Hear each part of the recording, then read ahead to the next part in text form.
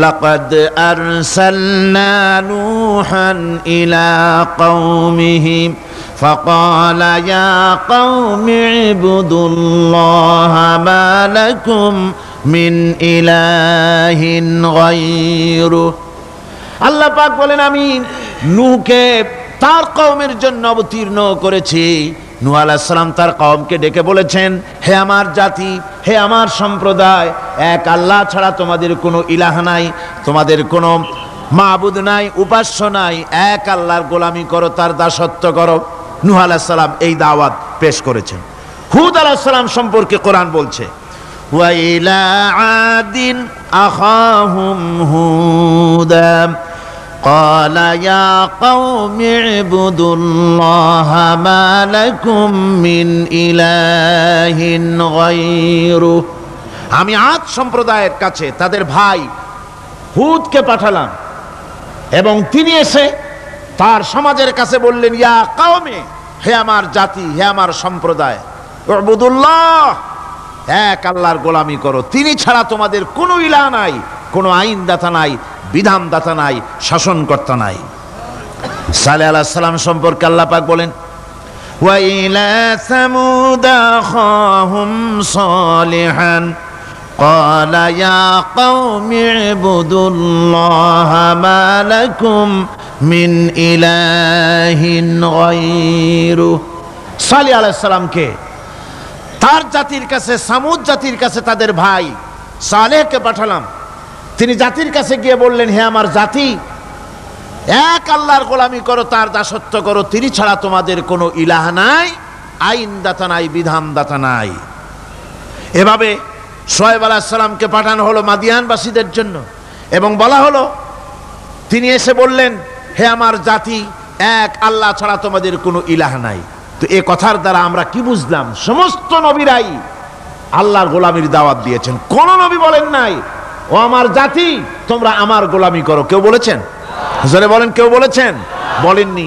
সমস্ত পয়গম্বরের, আম্বিয়া আলাইহিমুস সালাম সবাই বলেছেন, আল্লাহ পাকের গোলামি করো, তার আনুগত্য করো। আল্লাহ রাব্বুল আলামিন বলেন, প্রত্যেক জাতির নিকট আমি রাসূল প্রেরণ করেছি, কোন জাতি বাদ পড়ে নাই। ওয়ালাকাদ বা'সনা ফি কুল্লি উম্মাতির রাসূলা আন ইবুদুল্লাহা ওয়াজতানিবুত তাগুত। আমি প্রত্যেক জাতির জন্য রাসূল প্রেরণ করেছি। সবাই এসে রাসূল পয়গম্বরের দাওয়াত দিয়েছেন, আন ইবুদুল্লাহ, এক আল্লাহর গোলামি করো, এক আল্লাহর দাসত্ব করো, ওয়াজতানিবুত তাগুত, আর তাগুতকে বর্জন করো। তাগুতের অর্থ মনে আছে আপনাদের? তাগুত যাদের মনে নেই আবার শোনাই। তাগুত বলা হয় সেই শক্তিকে, যে শক্তি শুধু নিজেই আল্লাহর আইন অমান্য করে না, অন্যদেরকেও আল্লাহর আইন অমান্য করতে বাধ্য করে, সেই শক্তিকে বলা হয় তাগুত। আল্লাহ পাকের সমস্ত নবীরা বলেছেন, এক আল্লাহর গোলামি করো, তাগুতকে বর্জন করো। কোরআনে কারীম বলছে, ফামান ইয়াকফুর বিত্তাগুতি ওয়া ইউমিন বিল্লাহি ফাকাদ ইসতামসাকা বিল উরওয়াতিল উসকা লা ইনফিসামা লাহা ওয়াল্লাহু সামিউন আলিম। ফামান ইয়াকফুর বিত্তাগুত, যারা তাগুতকে অস্বীকার করেছে, ওয়া ইউমিন বিল্লাহ, এবং এক আল্লাহর উপরে বিশ্বাস স্থাপন করেছে, ফাকাদ ইসতামসাকা বিল উরওয়াতিল উসকা, তারা এমন এক মহান, এমন এক দৃঢ় অবলম্বন গ্রহণ করেছে, যা তাকেই কোনো কিছুই তাকে ধ্বংস করতে পারবে না, বিচ্ছিন্ন করে দিতে পারবে না, ক্ষতিগ্রস্ত করতে পারবে না, বিপর্যস্ত করে দিতে পারবে না, এমন এক অবলম্বন সে গ্রহণ করেছে। তাগুতকে বর্জন করতে হবে এবং আল্লাহর উপর ঈমান আনতে হবে, আল্লাহর গোলামি করতে হবে। এই কথাই কোরআনে কারীমের মধ্যে আল্লাহ সুবহানাহু ওয়া তাআলা বারবার বলেছেন, গোলামি করতে হবে আল্লাহ পাকের। সমস্ত নবীরা বলেছেন ইয়া কওমি। নবীরা কি বলেছেন? হে আমার জাতি। এই দাওয়াত যখন আমাদের নবী দিলেন, বিশ্ব নবী যখন এই দাওয়াত দিলেন, আল্লাহ রাব্বুল আলামিন তার মুখ থেকে এই দাওয়াত যখন পেশ করালেন, তখন তিনি দাওয়াতটা এভাবে দিলেন, ইয়া কওমি বললেন না। হুজুর কি ইয়া কওমি বলেছেন? কখনো বলেন না। ইয়া কওমি আল্লাহ হুজুরের মুখ দিয়ে কথা বের করার নাই, যেহেতু হুজুর তো আঞ্চলিক নবী নন, হুজুর তো গোত্রভিত্তিক নবী নন, রাসূল করিম সাল্লাল্লাহু আলাইহি ওয়াসাল্লাম কোন ভাষাভিত্তিক নবী নন। রাসূল কি নবী? চিল্লায় কোন না। আল্লাহ পাক কোরআনে কারীমের মধ্যে বলেছেন, কুল ইয়া আইয়ুহান নাসু ইন্নী রাসূলুল্লাহি ইলাইকুম জামিআ। হে নবী আপনি বলুন, ও মানব সকল, ও পৃথিবীর মানব সকল, আমি আল্লাহর পক্ষ থেকে তোমাদের সকলের জন্য আমি নবী হয়ে এসেছি। সকলের জন্য আমি রাসূল। যেহেতু বিশ্ব নবী, সেহেতু তার মুখ থেকে আল্লাহ পাক ইয়া কওমি বের করেন নাই, ও আমার জাতি, তা না। আল্লাহ পাক তার মুখ থেকে ইবাদতের দাওয়াতটা এভাবে তিনি পেশ করালেন, ইয়া আইয়ুহান নাসু উবুদু রাব্বাকুমুল্লাযী খালাকাকুম ওয়াল্লাযীনা মিন ক্বাবলিকুম লাআল্লাকুম তাত্তাকুন। হে মানব সকল, হুজুরের মুখ থেকে আল্লাহ বের করছেন কি? হে মানব সকল, আইয়ুহান নাস, বিশ্বের সর্বকালের সকল যুগের মানুষকে ডাকা হচ্ছে, পৃথিবীর মানব মণ্ডলীকে ডেকে বলা হচ্ছে, আইয়ুহান নাস, হে মানব সকল, উবুদু রাব্বাকুমুল্লাযী খালাকাকুম, ইবাদত করো, গোলামি করো, দাসত্ব করো সেই রবের যে রব তোমাদেরকে সৃষ্টি করেছেন এবং তোমাদের পূর্বপুরুষদেরও যিনি সৃষ্টি করেছেন, তার ইবাদত করো, তার গোলামি করো। আমার বন্ধুগণ, এই কথাই আল্লাহ রাব্বুল আলামিন কোরআনে কারীমের বহু জায়গায় ইবাদতের কথা আমাদের শোনায়েছেন। ওয়া কাযা রাব্বুকা আল্লা তা'বুদু ইল্লা ইয়াহু, তোমার রবের পক্ষ থেকে কথা চূড়ান্ত হয়েছে, এ ফয়সালা হয়ে গিয়েছে, সিদ্ধান্ত হয়ে গিয়েছে যে একমাত্র ইবাদত করতে হবে আল্লাহ পাকের। ইবাদত করতে হবে কার? আল্লাহ পাকের। এই ইবাদতের অর্থটা কি? এই ইবাদতের মানে কি? মানে হচ্ছে জীবনের সব জায়গায় গোলামিটা হবে কার? আল্লাহর গোলামি হবে, আল্লাহর আনুগত্য হবে, অর্থাৎ আল্লাহর হুকুম মাফিক জীবন চালাতে হবে। সেই ইবাদত আমরা মনে করেছি নামাজ হচ্ছে ইবাদত, রোজা হচ্ছে ইবাদত, যাকাত হচ্ছে ইবাদত, সদকা ফিতরা ইত্যাদি হতেছে ইবাদত, এগুলিকে ইবাদত মনে করেছি। কিন্তু মনে রাখতে হবে, শুধু নামাজ, রোজা, হজ, যাকাত ইবাদত নয়, জীবনের মুসলমানদের সব কাজগুলি ইবাদতের মধ্যে হতে হবে, অর্থাৎ আল্লাহর হুকুম অনুযায়ী কাজ করলে তার নাম হবে ইবাদত। ব্যবসা করবেন, হুকুম মানবেন কার? জোরে কোন কার?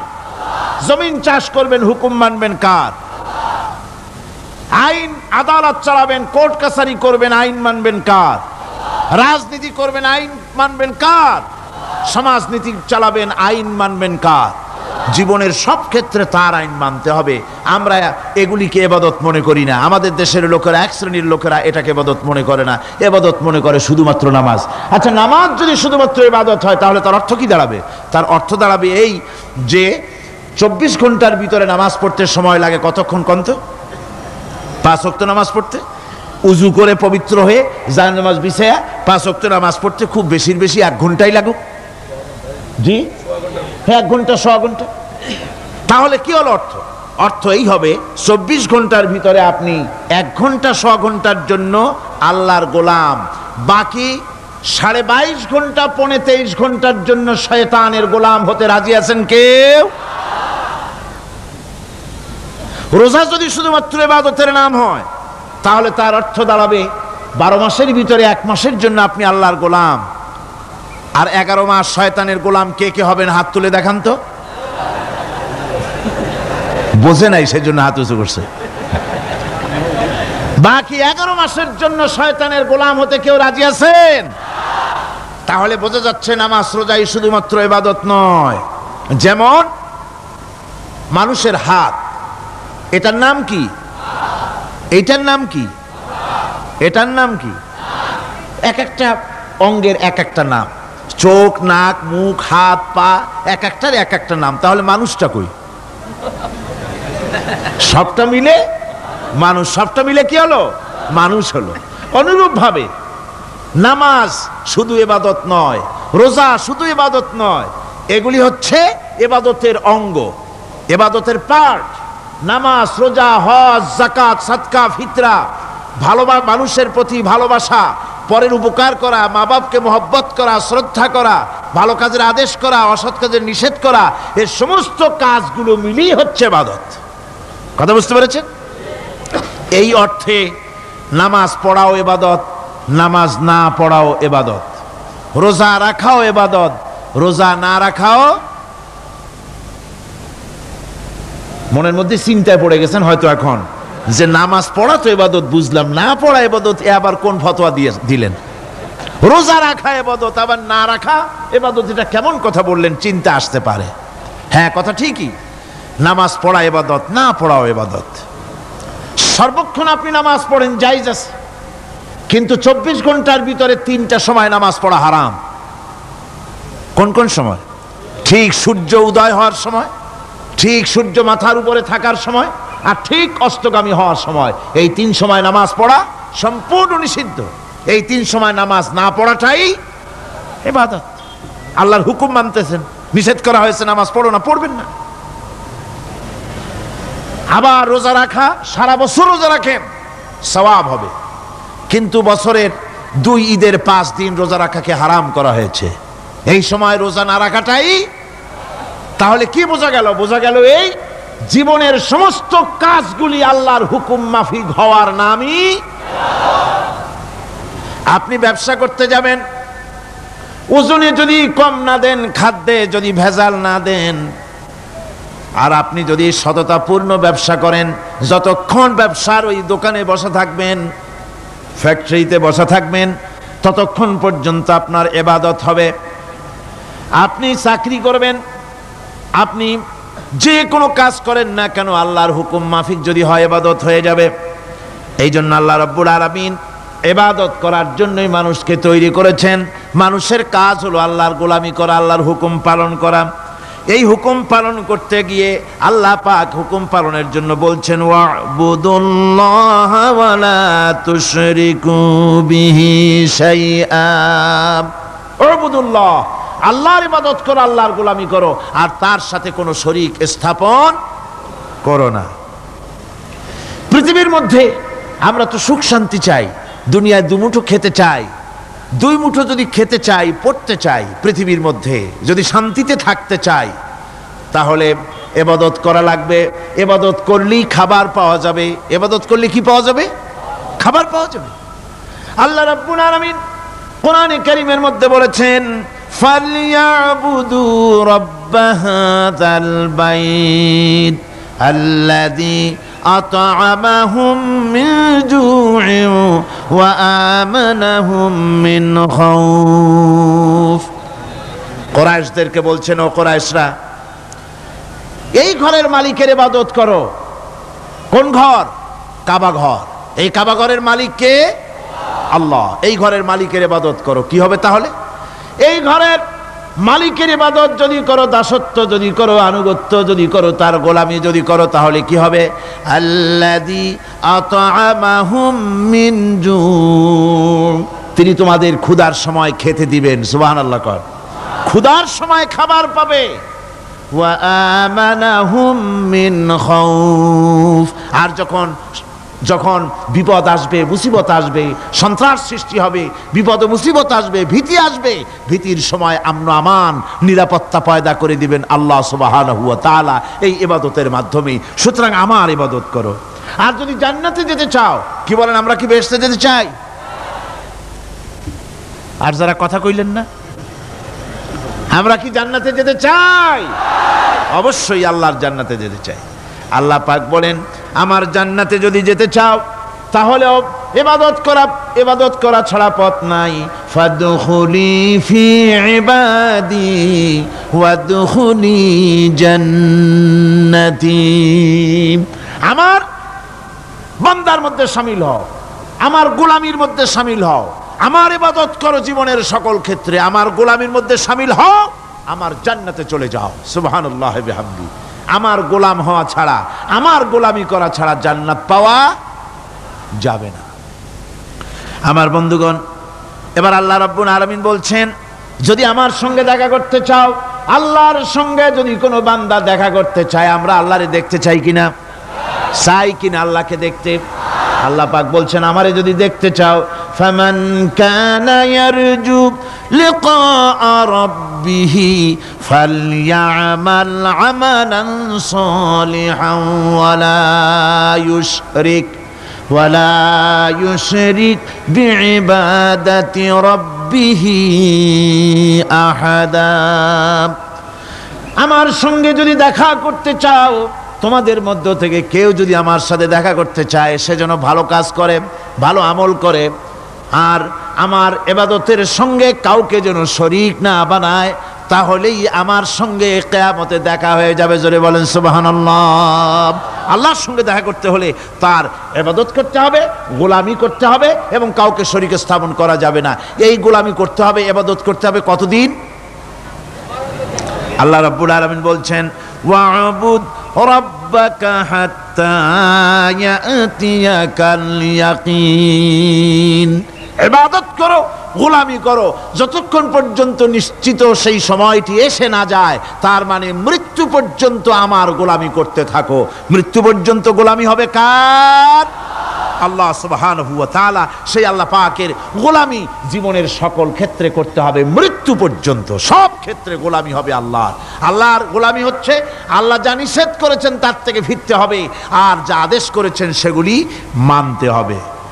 যারা নিজেদের সৃষ্টির উদ্দেশ্য বোঝে না, আল্লাহর সামনে মাথা নত করার পরিবর্তে অহমিকতা করে, অহংকার করে, আল্লাহর সামনে মাথা নত করে না, ইবাদত করে না আল্লাহ, তাদের সম্পর্কে আল্লাহ রাব্বুল আলামিন বলছেন, ইন্নাল্লাযীনা ইস্তাকবিরুনা আন ইবাদাতি সায়াদখুলুনা জাহান্নামা দাখিরিন। যারা আমি আল্লাহর সঙ্গে অহংকার করে, আমার ইবাদত করে না, আমার গোলামি করে না, আমার সামনে মাথা নত করে না, অহংকার অহমিকতা করে যারা জীবন চালায়, আমি কিয়ামতের দিন তাদেরকে লাঞ্ছিত করব আর জাহান্নামে পাঠাবো। যারা আল্লাহর গোলামি করবে না, আল্লাহর ইবাদত করবে না, অস্বীকার করবে আল্লাহর গোলামিকে, অহমিকতা করে চলবে, তাদের জায়গা হবে কোথায়? জাহান্নামের মধ্যে। সুতরাং মানুষের মর্যাদা বাড়ে আল্লাহর গোলামিতে। মর্যাদা বাড়ে কিসে? আল্লাহর গোলামিতে। গোলামি করলেই মর্যাদা বাড়বে। এই জন্য আল্লাহ পাক কোরআনের মধ্যে, কোরআনে কারীমের মধ্যে সবচেয়ে মাহবুব, আল্লাহ পাকের মাহবুব বান্দাদের কথা যখন বলেছেন, তখন নাম নেন নাই, আব্দুন শব্দ ব্যবহার করেছেন, গোলাম বলেছেন, বান্দা বলেছেন। আমার বান্দা। বান্দা হচ্ছে মানুষের জন্য সবচাইতে বড় ডিগ্রি আল্লাহর পক্ষ থেকে। আলিম, উলামা, পীর, বুজুর্গ, সাহাবী, পেগম্বর, নবী, রসুল, সবচাইতে বড় খিতাব হচ্ছে আব্দ। আল্লাহর গোলাম হওয়া, আল্লাহর প্রিয় ডাক হচ্ছে আব্দ।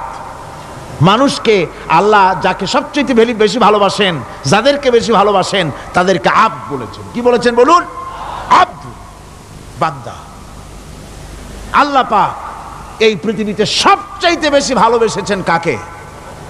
মুহাম্মদুর রাসূলুল্লাহ সাল্লাল্লাহু আলাইহি ওয়াসাল্লামকে। তাকে আল্লাহ পাক সবচাইতে বেশি ভালোবাসেন। এবার দেখুন আল্লাহ রাব্বুল আলামিন তার হাবিবকে কি নাম দিয়ে ডাকতেছেন? নাম নেন নাই, নবী এবং রাসূলও বলেন নাই। কোরআনে কারীমের ভিতরে রব্বুল আলামিন তার হাবিবকে আব্দ বললেন।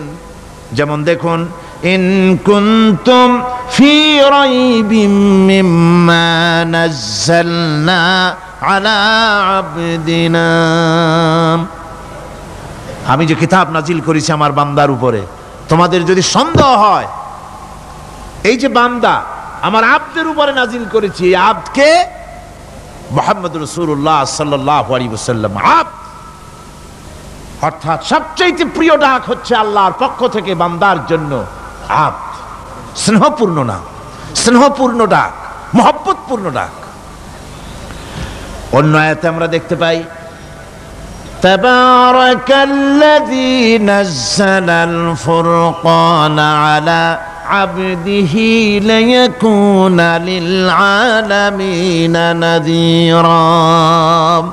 অতীব বরকতপূর্ণ সেই মহান সত্তা যিনি তার বান্দার উপরে ফুরকান নাজিল করেছেন। হুজুরের নাম নেন নাই, রাসূল বলেন নাই, বলেছেন আব্দ। কি বলেছেন? আব্দ, আমার বান্দা। এরপরে আল্লাহ রাব্বুল আলামিন অন্য আয়াতে বলেছেন সুবহানাল্লাযী আসরা বিআবদিহি লাইলাম মিনাল মাসজিদিল হারামি ইলাল মাসজিদিল আকসা। সমস্ত দুর্বলতা অক্ষমতা থেকে মুক্ত সেই মহান সত্তা যিনি তার বান্দাকে রাতের একটি অংশে ইসরা করিয়েছিলেন। এখানে আব বলে আল্লাহ পাক বুঝিয়েছেন কার কথা? কার কথা বুঝালেন? রাসূল করিম সাল্লাল্লাহু আলাইহি ওয়াসাল্লামের কথা, তার কথাই বুঝালেন। তিনি হচ্ছেন আব। সুতরাং আবদিয়ত, গোলামি, আল্লাহর গোলামি হলো জীবনের সবচাইতে বড় কথা। আল্লাহর গোলাম হওয়ার চাইতে বড় আর কিছু নাই পৃথিবীতে। আমরা হচ্ছে আল্লাহর গোলাম। জোরে বলেন আমরা কি? আমরা যে গোলাম সে কথা বলতে মনে হয় কারো কারো একটু লজ্জা লাগে যে আমি চৌধুরী মানুষ বা অমুক একটা লোক, অমুক একজন সম্মানী লোক, গোলাম আমি, এটা বলা কি লজ্জার কথা। এরকম একটু মনে মনে কোনো অসুবিধা কারো হয় নাকি? জোরে কোন তো আমরা কি? কার গোলাম? সুবহানাল্লাহি বিহামদিহি, আল্লাহর গোলাম। আমরা এমন মহান সত্তার গোলাম, মহান সত্তার বান্দা যার সমকক্ষ এই পৃথিবীতে কেউ নাই, আকাশেও কেউ নাই। প্রচন্ড ক্ষমতার মালিক এমন এক মহান সত্তার গোলাম আমরা। সুতরাং গোলামিটা করতে হবে সব ক্ষেত্রে। গোলামিটা হচ্ছে না আমাদের গোলামি হচ্ছে না। আমাদের জমিনে আমরা জমিন চাষ করি, আল্লাহর গোলামি সেখানে করি না। জমিন চাষ করতে গিয়ে, লাঙ্গল দিয়ে চাষ করতে গিয়ে পরের জমিনের আইল ঠেলে না, এমন এলাকা খুব কম আছে। অবশ্য চট্টগ্রামের কথা ভিন্ন, এখানে ঠেলাঠেলি করে না, এখানেও করে। তো কেমন গোলাম হলাম? জমিনে চাষ করতেছি, পরের জমিনের আইল ঠেলতেছি, যা নিষেধ করা হয়েছে আমরা সেটা করতেছি। আল্লাহ নিষেধ করছেন সুদ খেও না, আমরা সে সুদের মধ্যে যাচ্ছি। আল্লাহ নিষেধ করেছেন জুয়া খেলতে, সেই জুয়া খেলা হচ্ছে। মদ খেতে নিষেধ করেছেন, সেই মদ খাওয়া হচ্ছে। অর্থাৎ যা যা নিষেধ করা হয়েছে সমাজের মধ্যে সেগুলি বেশি করে চলতেছে, ঠিক কিনা? তাহলে কি বান্দা হতে পারলাম? বান্দা হতে পারি নাই, গোলাম হতে পারি নাই। গোলাম হতে হবে আল্লাহ পাকের। কি হতে হবে জোরে কোন? গোলাম হতে হবে জীবনের সকল ক্ষেত্রে। আল্লাহর হক বান্দার উপরে কি, আর বান্দার উপরে আল্লাহর হক কি, এ ব্যাপারে একটি হাদিস এসেছে। ওয়ান মুআজ বিন জাবাল রাদিয়াল্লাহু তাআলা আনহু قال كنت رديف النبي صلى الله عليه وسلم على حمار فقال لي يا معاذ أتدري ما حق الله على العباد وما حق العباد على الله। হযরত মুআজ বলছেন আমি রাসূল করিম সাল্লাল্লাহু আলাইহি ওয়াসাল্লামের গাধার পৃষ্ঠে হুজুরের পেছনে বসা ছিলাম। হুজুর আমাকে জিজ্ঞেস করলেন, মুআজ তুমি কি জানো বান্দার উপরে আল্লাহর হক কি আর আল্লাহর উপরে বান্দার হক কি? কুলতু আল্লাহু ওয়া রাসূলুহু আ'লামু। বললাম আল্লাহ এবং তার রাসূল খুব ভালো জানেন। আমি কি করে জানবো? আল্লাহ এবং তার রাসূল খুব ভালো জানেন। ক্বালা হাক্কুল্লাহি আলাল ইবাদি আন ইয়াবুদুহু ওয়া লা ইউশরিকু বিহি শাইআ।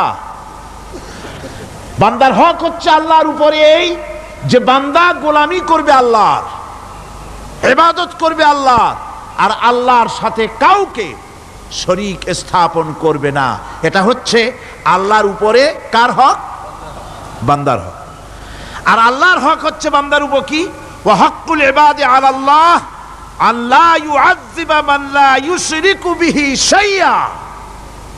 বান্দার উপরে আল্লাহর হক হচ্ছে যে বান্দা আল্লাহর গোলামি করবে আর শরীক স্থাপন করবে না আল্লাহর সাথে, আল্লাহ তাকে শাস্তি দিবেন না। সুবহানাল্লাহি বিহামদিহি। আল্লাহ তাকে আযাব দিবেন না, আল্লাহ তাকে শাস্তি দিবেন না। সুতরাং তাওহীদের আকীদা মজবুত হতে হবে। আখিরাতের কামিয়াবি এর উপরে নির্ভরশীল। আমরা যদি আখিরাতে কামিয়াবি চাই, কি বলেন, আখিরাতে কি আমরা জীবনের সফলতা চাই? জোরে বলেন, সফলতা চাই, আখিরাতের কামিয়াবি যদি চাই, জাহান্নাম থেকে যদি বাঁচতে চাই, বেহেশতে যদি যেতে চাই, তাহলে আকীদাকে মজবুত করতে হবে। আল্লাহর সাথে কাউকে শরীক স্থাপন করা যাবে না। এবং আল্লাহ সৃষ্টিকর্তা, কোরআনে পাকের শিক্ষা অনুযায়ী আল্লাহরে বিশ্বাস করি, এতটুকুন কথা বললেই তাওহীদের হক আদায় হয় না। তাওহীদের হক হচ্ছে আল্লাহ পাককে সৃষ্টিকর্তা, পালনকর্তা, বিধানদাতা, রিজেকদাতা, কল্যাণদাতা সবকিছু হিসাবে মানতে হবে। কাকে? আল্লাহ পাককে। জোরে সরে বলুন, কাকে মানতে হবে? সমস্ত ক্ষমতা হচ্ছে আল্লাহ। সমস্ত ক্ষমতা কার? আল্লাহর নাম নিতে শরম করে নাকি? তাহলে জোরে সরে কোন সমস্ত ক্ষমতা কার? আল্লাহ রাব্বুল আলামিনের এত বড় ক্ষমতা, সাগরকে নগর বানাতে পারেন, নগরকে সাগর বানিয়ে দিতে পারেন, এতিমকে রাষ্ট্রের মালিক বানায় দিতে পারেন, ধনীকে গরিব বানায় দিতে পারেন, গরিবকে ধনী বানায় দিতে পারেন, মৃত্যুকে জিন্দা করতে পারেন, জিন্দাকে মৃত্যু করে দিতে পারেন, পথের লোককে ধরে প্রেসিডেন্ট বানায় দিয়া ফুলের মালা দিয়া গলা থেকে পা পর্যন্ত ভরে দিতে পারেন।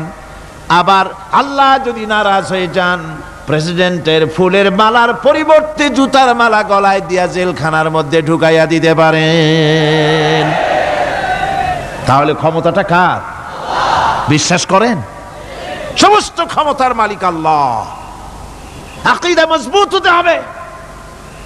আমার মুসলমান ভাইরা, আকীদায় গড়বড় যদি হয়ে যায়, তাওহীদ বুঝতে যদি ভুল করেন, জীবন বরবাদ হয়ে যাবে।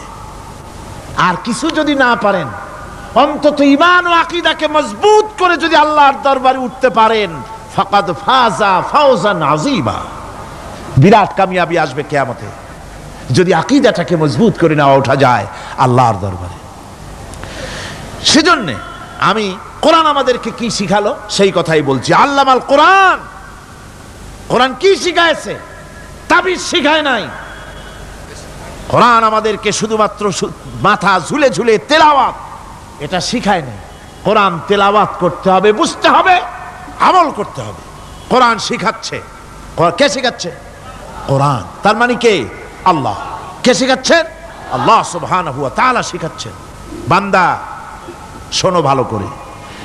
ওয়াইয়ামসাসকাল্লাহু বিদুররিন ফালা কাশিফা লাহু ইল্লা হুয়া। আল্লাহ যদি তোমার কোনো ক্ষতি সাধন করতে চান, তাহলে সেই ক্ষতি থেকে তোমাকে কেউ রক্ষা করতে পারবে না। এটা হবে ঈমান। এটা কি? এই ঈমান যদি মনের মধ্যে আসে, আপনি বিরাট শক্তিশালী বিপ্লবী শক্তিতে পরিণত হয়ে যাবেন। আপনার যদি ঈমান থাকে যে দুনিয়ার কোন গুলির উপরে, কোন বুলেটের উপরে যদি আমার নাম লেখা থাকে, সারা পৃথিবী ওই গুলিবিদ্ধ হওয়া থেকে আমাকে বাঁচাইতে পারবে না। আর কোন গুলির উপরে, কোন বুলেটের উপরে যদি আমার নাম লেখা না থাকে, তাহলে গোটা বিশ্ব একযোগে প্রচেষ্টা করেও আমাকে গুলিবিদ্ধ করতে, এটার নাম কি? ঈমান। তাই আল্লাহ বলছেন যে আমি যদি কারো ক্ষতি করি, তাহলে এই ক্ষতি থেকে তাহলে তাকে কেউ বাঁচাইতে। ওয়াইয়ামসাসকা বিখাইরিন ফাহুয়া আলা কুল্লি শাইইন কাদির। আর আল্লাহ রাব্বুল আলামিন যদি কারো কল্যাণ করতে চান, তাহলে তার কল্যাণকে কেউ ফিরায় দিতে পারে না। কল্যাণ থেকে কেউ তাকে কল্যাণ থেকে মাহরুম করে দিতে পারে না। তার মানে হলো, আল্লাহ যদি কাউকে চুল ধরে, মাথা ধরে, কল্লা ধরে উপরের দিকে টানে, আর দুনিয়া যদি তার পাও ধরে নিচের দিকে টানে, তাহলে দুনিয়া পারবে? পারবে? আল্লাহ কল্যাণ করতে চাইলে কেউ ঠেকাইতে পারবে না, আর আল্লাহ অকল্যাণ করতে চাইলেও তার থেকেও কেউ বাঁচতে। ওয়া হুয়াল কাহিরু ফাওকা ইবাদিহি ওয়া হুয়াল হাকীমুল খাবীর। তিনি তার বান্দাদের উপরে একচ্ছত্র আধিপত্য রাখেন, একচ্ছত্র ক্ষমতার অধিকারী তার বান্দার উপরে, সমস্ত জিনিসের উপরে তিনি ক্ষমতা রাখেন। তিনি মহান বিজ্ঞানময়। এই তাওহীদ খুঁজে নিতে হবে। তাওহীদ অর্থাৎ আল্লাহ পাককে সমস্ত ক্ষমতার মালিক মনে করতে হবে। দেখুন, আমাদের জাতির পিতা। কে আমাদের জাতির পিতা? মনে আছে তো? ভুল টুল করেন না তো? ভুল টুল করবেন না। আমাদের জাতি আত্মভোলা, মাঝে মধ্যে ভুল টুল করে বসে, আন্দাজে ভান্দাজে একটা বানায় বসে। আসলে জাতির পিতা মুসলমানদের কে? ইব্রাহিম আলাইহিস সালাম তাওহীদকে খুঁজছেন। এই কোরআন শরীফ আল্লাহ পাক বলছেন তাওহীদ তালাশ করতেছেন। কে স্রষ্টা? সর্বোচ্চ ক্ষমতার মালিক কে? হযরত ইব্রাহিম আলাইহিস সালাম তার এই তাওহীদ খোঁজার, তাওহীদ অন্বেষণ কাহিনীটাকে রব্বুল আলামিন কোরআনে কারীমের ভিতরে জায়গা দিয়ে দিলেন দুনিয়ার মানুষকে বোঝাবার জন্য, শোনাবার জন্য। ফালাম্মা জান্না আলাইহিল লাইলু রাআ কাওকাবান ক্বালা হাযা রাব্বী। তিনি রব সন্ধান করছেন, কে আমার স্রষ্টা? সর্বোচ্চ ক্ষমতার মালিককে, আইনদাতাকে, বিধানদাতাকে, স্রষ্টাকে, কে তিনি? তাকে খুঁজছেন। মনের ভিতরে চিন্তা, মস্তিষ্কে চিন্তা। হঠাৎ করে রাত এলো, পশ্চিম গগনে সুন্দর এক তারকা উদিত হলো, সান্ধ্য তারা। সন্ধ্যার সময় যে তারাটা ওঠে সেটা ছোট না বড়? বড়। সেটা সারা রাত থাকে না অল্প সময় থাকে? অল্প সময় থাকে। সান্ধ্য তারা দেখে ইব্রাহিম আলাইহিস সালাম বললেন, হাযা রাব্বী, পেয়ে গেছি আমার রব, এটাই আমার রব, এটাই হচ্ছে আমার স্রষ্টা, এটাই হচ্ছে সর্বময় ক্ষমতার মালিক। আল্লাহ পাক বলেন, ইব্রাহিম আলাইহিস সালাম তাকিয়ে থাকলেন। কিছুক্ষণ পরে এই তারকা যখন অস্তমিত হয়ে গেল, ইব্রাহিম আলাইহিস সালাম তখন বললেন, ফালাম্মা আফালা ক্বালা লা উহিব্বুল আফিলিন। যে জিনিস অস্তমিত হয়ে যায় তাকে আমি মহব্বত করি না, পছন্দ করি না, সে রব হতে পারে না। যে রব হবে তার আবার উদয়স্ত কিসের? কিছুক্ষণ পরে চন্দ্র উদিত হলো, চাঁদ দেখে ইব্রাহিম আলাইহিস সালাম বললেন, ফালাম্মা রাআল কমারা বাযিগান ক্বালা হাযা রাব্বী। চাঁদ দেখে বললেন, এটাই আমার রব, এটাই আমার স্রষ্টা, এটাই আমার বিধানদাতা। ফালাম্মা আফালা ক্বালা লাইন লাম ইয়াহদিনি রাব্বী লাআকুনান্না মিনাল কওমিদ যাল্লিন। চাঁদ যখন অস্তমিত হয়ে গেল, ইব্রাহিম আলাইহিস সালাম তখন বললেন, আমার প্রকৃত পক্ষের যিনি প্রভু, যিনি আমার রব, তিনি যদি আমারে সত্যিকারের পথ না দেখান তাহলে আমি গোমরাহ হয়ে যাব, গোমরাহদের পথভ্রষ্টের অন্তর্ভুক্ত হয়ে যেতে পারি। চিন্তা করতেছেন আমার রবকে। তারকা দেখলাম অস্তমিত হয়ে গেল, চাঁদ দেখলাম ডুবে গেল, তাহলে আমার রবকে? সকাল চলে যাওয়ার পর যখন দেখলেন পূর্ব দিগন্ত থেকে সূর্য উদিত হয়েছে ডগমগ করে, সূর্যকে দেখে তিনি বললেন, ফালাম্মা রাআশ শামসা বাযিগাতান ক্বালা হাযা রাব্বী হাযা আকবার। সূর্যকে দেখে বললেন, এটাই আমার রব, আর এটাই বড় রব। যেহেতু চাঁদের আলো ছিল স্নিগ্ধ, সূর্যের আলো অত্যন্ত প্রখর, চাঁদের দিকে তাকানো যেত, সূর্যের দিকে তাকানো যায় না, এটাই আমার রব এবং বড় রব। হযরত ইব্রাহিম আলাইহিস সালামের এই ভুলও ভেঙে গেল। সন্ধ্যার আগমনে সূর্য যখন অস্তমিত হয়ে গেল, ইব্রাহিম আলাইহিস সালাম তখন ঘোষণা করলেন, ফালাম্মা আফালাত ক্বালা ইয়া কওমি ইন্নী বারিউম মিম্মা তুশরিকুন। সূর্য অস্তমিত হয়ে গেলে পরে তিনি বললেন, ইয়া কওমে, ও আমার জাতি, তোমরা যে জিনিস দিয়ে শিরক করো আল্লাহ রাব্বুল আলামিনের সাথে, আমি তার থেকে সম্পূর্ণ মুক্ত, আমি তোমাদের অন্তর্ভুক্ত, মুশরিক নই। আমার রবকে আমি চিনে ফেলেছি, সুবহানাল্লাহ, আমার রবকে আমি চিনেছি। ইব্রাহিম আলাইহিস সালাম ঘোষণা করলেন, ইন্নী ওয়াজ্জাহতু ওয়াজহিয়া লিল্লাযী ফাতারাস সামাওয়াতি ওয়াল আরদা হানিফা। জানেন আপনারা এটা? পড়েন, ইন্নী ওয়াজ্জাহতু ওয়াজহিয়া লিল্লাযী ফাতারাস السماوات والأرض حنيفا وما أنا من المشركين নিশ্চয়ই আমার এই মুখমণ্ডলকে ফিরাই দিলাম, দুনিয়ার সব দিক থেকে মুখ ফিরাইয়া আমার এই মুখ ফিরালাম সেদিকে, সেই স্রষ্টার দিকে যিনি আকাশ, জমিন, চন্দ্র, সূর্য, গ্রহ, নক্ষত্র, সৌররাজি, মানব মণ্ডলী সব কিছুকে যিনি সৃষ্টি করেছেন, আমি তার দিকে আমার মুখকে ফিরিয়ে দিলাম। তিনি ছাড়া কোনো রব নাই, প্রভু নাই, আর আমি মুশরিকদের অন্তর্ভুক্ত নহি। হযরত ইব্রাহিম আলাইহিস সালাম তাওহীদকে বুঝে ফেললেন, আল্লাহকে চিনে ফেললেন। আমার বন্ধুগণ, আজ মুসলমান হয়ে আমরা আল্লাহকে চিনতে পারি নাই, আল্লাহর ওয়াহদানিয়তকে আমরা বুঝতে পারি নাই। একদিকে আমরা মুসলমানও, আর একদিকে আমরা মূর্তিও গড়ি, আবার মূর্তির পূজাও আমার মুসলমানেরা করে থাকে। জোরে কন নাউজুবিল্লাহ। ভাস্কর্যের নাম করে মূর্তি তৈরি করা হচ্ছে বিভিন্ন জায়গায়, হচ্ছে না? আমার ভাইয়েরা, ভাস্কর্যের নাম করে, চেতনার নাম করে শহরে শহরে বিশ্ববিদ্যালয়ের অঙ্গনে মূর্তি বানানো হতেছে, আর বলা হচ্ছে অমুক চেতনা, এটা অমুকের চেতনা, তমুকের চেতনা, এটা ভাস্কর্য বলা হতেছে। আসলে সমস্ত মূর্তি হতেছে মূর্তি। এই মূর্তিগুলি বিনাশ করার জন্যই আল্লাহর নবী এসেছিলেন। হুজুরকে প্রশ্ন করা হয়েছে, লিমা বয়স্তা, কেন প্রেরিত হয়েছেন, দুনিয়ায় কেন এসেছেন? নবী বলেছেন, বয়স্তুল কাসরিল আসনাম, এসেছি পৃথিবীর বুকে মূর্তি বিনাশ করার জন্য। জোরে বলেন সুবহানাল্লাহ। মূর্তি ধ্বংস করার জন্য এসেছি।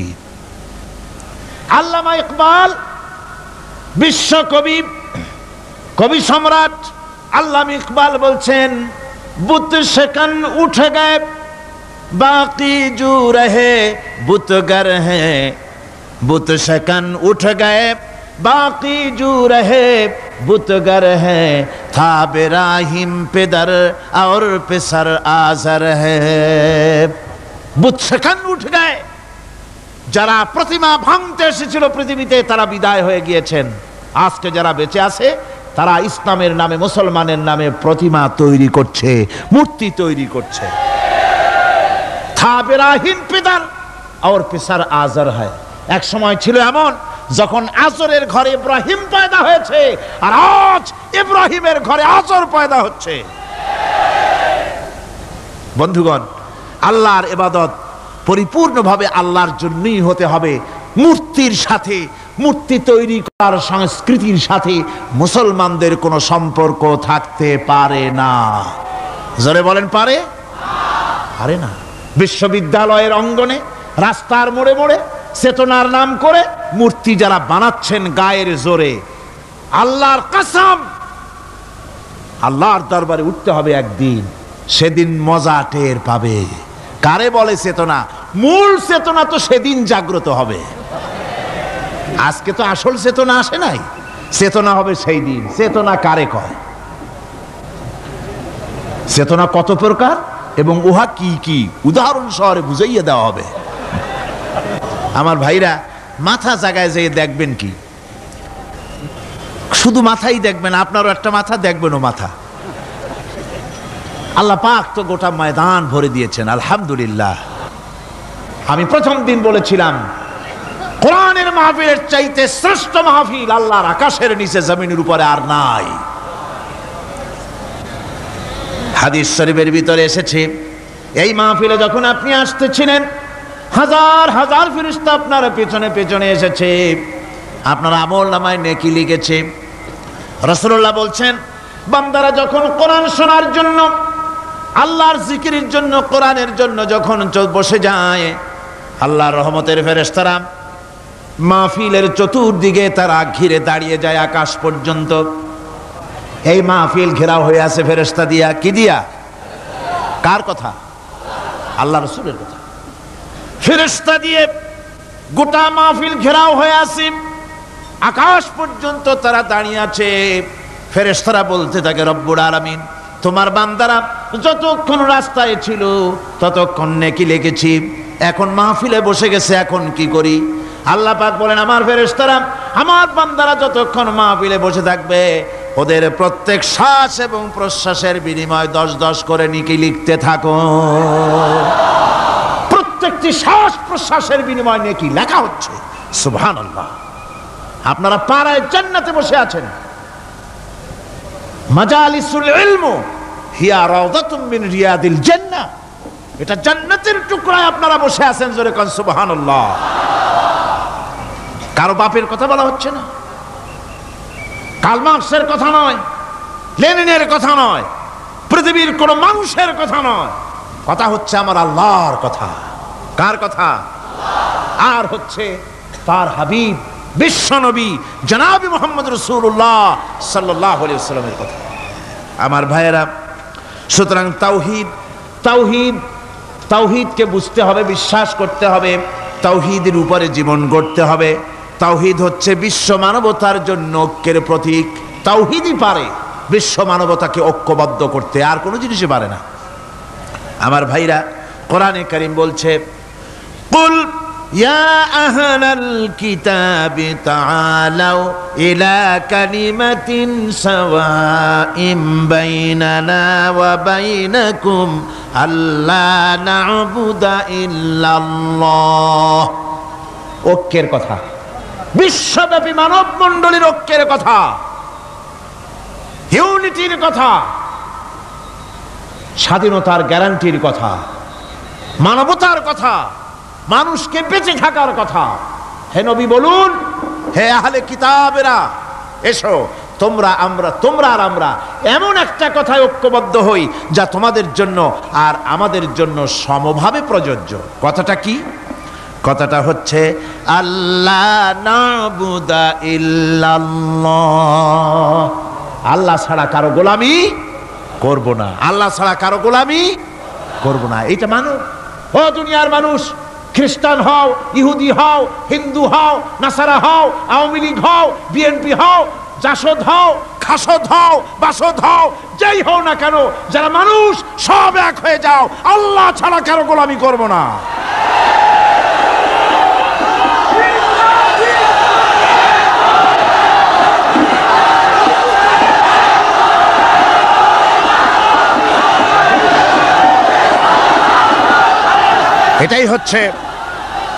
এটাই হচ্ছে আল্লাহ পাকের পক্ষ থেকে গোটা বিশ্ব মানবতার ঐক্যের বাণী, বিশ্ব মানবতার ঐক্যের কথা। আল্লাহ না'বুদা ইল্লাল্লাহ, আল্লাহ ছাড়া কারো গোলামি করব না। এ কথা মানতে কারো অসুবিধা আছে? তিনি স্রষ্টা সুবহানাহু ওয়া তাআলা। তিনি বলছেন, পৃথিবীর মানুষেরা তোমাদের সৃষ্টি করেছি আমি, সুতরাং ঘোষণা করো আল্লাহ ছাড়া কারো গোলামি করব না, সকলের জন্য। কি সুন্দর কথা, সাওয়াইম বাইনানা ওয়া বাইনাকুম, তোমাদের জন্য আর আমাদের জন্য সমান। তোমরাও আল্লাহরে মানো, আমরাও আল্লাহরে মানি, সুতরাং আল্লাহর গোলামি করতে অসুবিধা কোথায়? ওয়ালা নুশরিকা বিহি শাইআ, আর আল্লাহর সাথে কারো শরীক স্থাপন করো না। ولا يتخذ بعضنا بعضا أربابا من دون الله, আর আল্লাহ ছাড়া কাউকে রব বলে মেনে নেব না, সুপার পাওয়ার বলে মেনে নেব না, আইনদাতা বিধানদাতা হিসেবে মেনে নেব না। এই কথা যদি জগৎবাসী স্বীকার করত, আপনার স্বীকার করলে পরে ইউএনও লাগবে না, ইউনাইটেড নেশনস অর্গানাইজেশন লাগবে না, সেন্টো লাগবে না, সিয়াটো লাগবে না, আসিয়ান লাগবে না, সার্ক লাগবে না, কিচ্ছু লাগবে না। এই তিনটা কথা মানলেই সারে দুনিয়াবাসী। কয়টা কথা? আজকে শান্তি হয়ে গেছে পৃথিবীর মানুষের কাছে। সোনার হরিণ, সোনার হরিণ আছে নাকি? নাই। সোনার হরিণ যেমন ঘোড়ার ডিম, ঘোড়ার ডিম বোঝেন তো, নামে আছে কাজে নাই। সোনার হরিণ ওই রকম।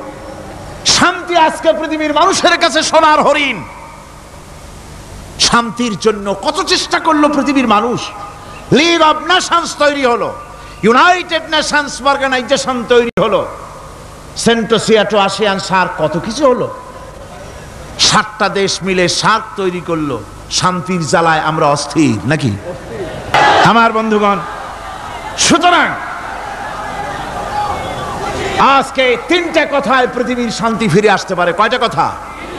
মাত্র 3টি কথায় এই উত্তপ্ত পৃথিবী, অশান্ত পৃথিবীর এই অশান্তিময় প্রজ্বলিত পৃথিবী, মানুষেরা যেখানে জ্বলছে আর জ্বলছে, সেই পৃথিবীতে শান্তি আসতে পারে মাত্র তিনটি কথায়: আল্লাহ নাবুদা ইল্লাল্লাহ, আল্লাহ ছাড়া কারো গোলামি করব না, আর আল্লাহর সাথে কাউকে শরীক স্থাপন করব না, আল্লাহ ছাড়া কারো প্রভুত্ব মানব না। তিনটা কথায় পৃথিবীতে আবার শান্তি ফিরে আসতে পারে। সুতরাং আমি তাওহীদের কথা আপনাদের বলতেছিলাম। কিসের কথা বলতেছি? তাওহীদ। তাওহীদ প্রতিষ্ঠিত হলে কেউ কারো উপরে প্রভুত্ব করতে পারবে না। এখন আল্লাহর তাওহীদের স্বরূপ ছোট্ট একটি সূরার মধ্যে ফুটে উঠেছে।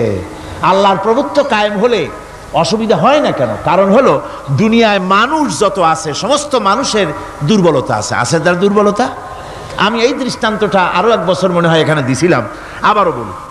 সেটা হলো এই যে এই চট্টগ্রামে মেয়র পদে নির্বাচনের কি কয় সিটি কর্পোরেশনের নির্বাচন আসছে না? মেয়র পদে অনেকে দাঁড়াইছেন, দাঁড়াইয়া সব নির্বাচনী ওয়াদা করছেন। কেউ বলছে চট্টগ্রামকে সোনা দিয়ে মুড়িয়ে দেব, কেউ বলছে চিটাগং শহরকে আপনাদের লোট্টা ফিশার কেনা লাগবে না, বাড়ি বাড়ি পৌঁছায় দেবো, শুটকি মাছ খাওয়াই দেবো খুব ভালো করিয়া, রাস্তাঘাটের অভাব হবে না, আনন্দের চোটে, ফুর্তির চোটে, আরামের চোটে শুধু শীত হয়ে মরবেন। বুঝলেন? নানান রকমের ওয়াদা করছেন তারা। এই নির্বাচনী ওয়াদা করা হচ্ছে। আজ একজন মেয়রকে যদি দায়িত্ব দেওয়া হয় যে চট্টগ্রামে 6 বছরের যত বাচ্চা আছে, এই বাচ্চাদের মধ্যে কমলা লেবু বিতরণ করতে দায়িত্ব দিলাম আপনাকে, আপনি একজন মেয়র পদ প্রার্থী, 40 ট্রাক কমলা সিলেট থেকে আনা হয়েছে, সব বাচ্চাদেরকে, 6 বছরের বাচ্চাদেরকে একটা একটা করে দিবেন। এই কমলা বিতরণ করতে গিয়ে যদি দিতে দিতে যখন তিনি দেখবেন যে ওনার নিজের ছেলে সামনে এসেছে, বোনের ছেলে সামনে এসেছে, ভাইয়ের ছেলে সামনে এসেছে, তখন অন্যের চাইতে নিজের ছেলেকে, বোনের ছেলেকে 2টা কমলা বেশি দিতে ইচ্ছে করবে না? করবে কি না? সামান্য কমলা বিতরণ করতে গিয়ে যদি বোনের ছেলেকে, নিজের ছেলেকে বেশি দিতে ইচ্ছে করে, সেই মানুষের হাতে দেশের আইন তৈরি করার, সংবিধান তৈরি করার দায়িত্ব পৃথিবীতে কোথাও দেওয়া যেতে পারে না। এই জন্যই আইন তৈরি করেছেন এমন সত্তা যার ছেলে নাই, যার মেয়ে নাই, যার বউ নাই, যার আত্মীয় স্বজন নাই। সুবহানাল্লাহি ওয়া বিহামদি। তিনি কে? আল্লাহ রাব্বুল আলামিন নিজের এই তাওহীদের কথাটা ছোট্ট সূরার ভিতরে ফুটায় তুলেছেন। কুল হুয়াল্লাহু আহাদ। জানেন কিনা? পড়েন সবাই।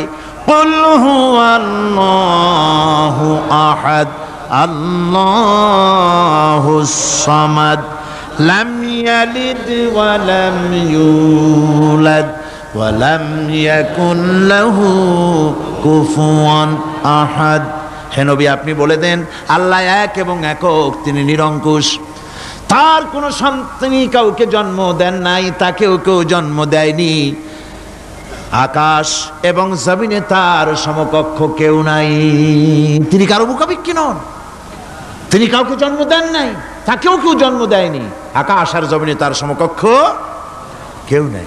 সুতরাং ওই আল্লাহ সুবহানাহু ওয়া তাআলা, তাকে মানতে হবে, তার কথাই শুনতে হবে, তার গোলামি করতে হবে, তাহলেই শান্তি আসবে, আল্লাহর মেহেরবানি আসবে জীবনের সকল ক্ষেত্রে।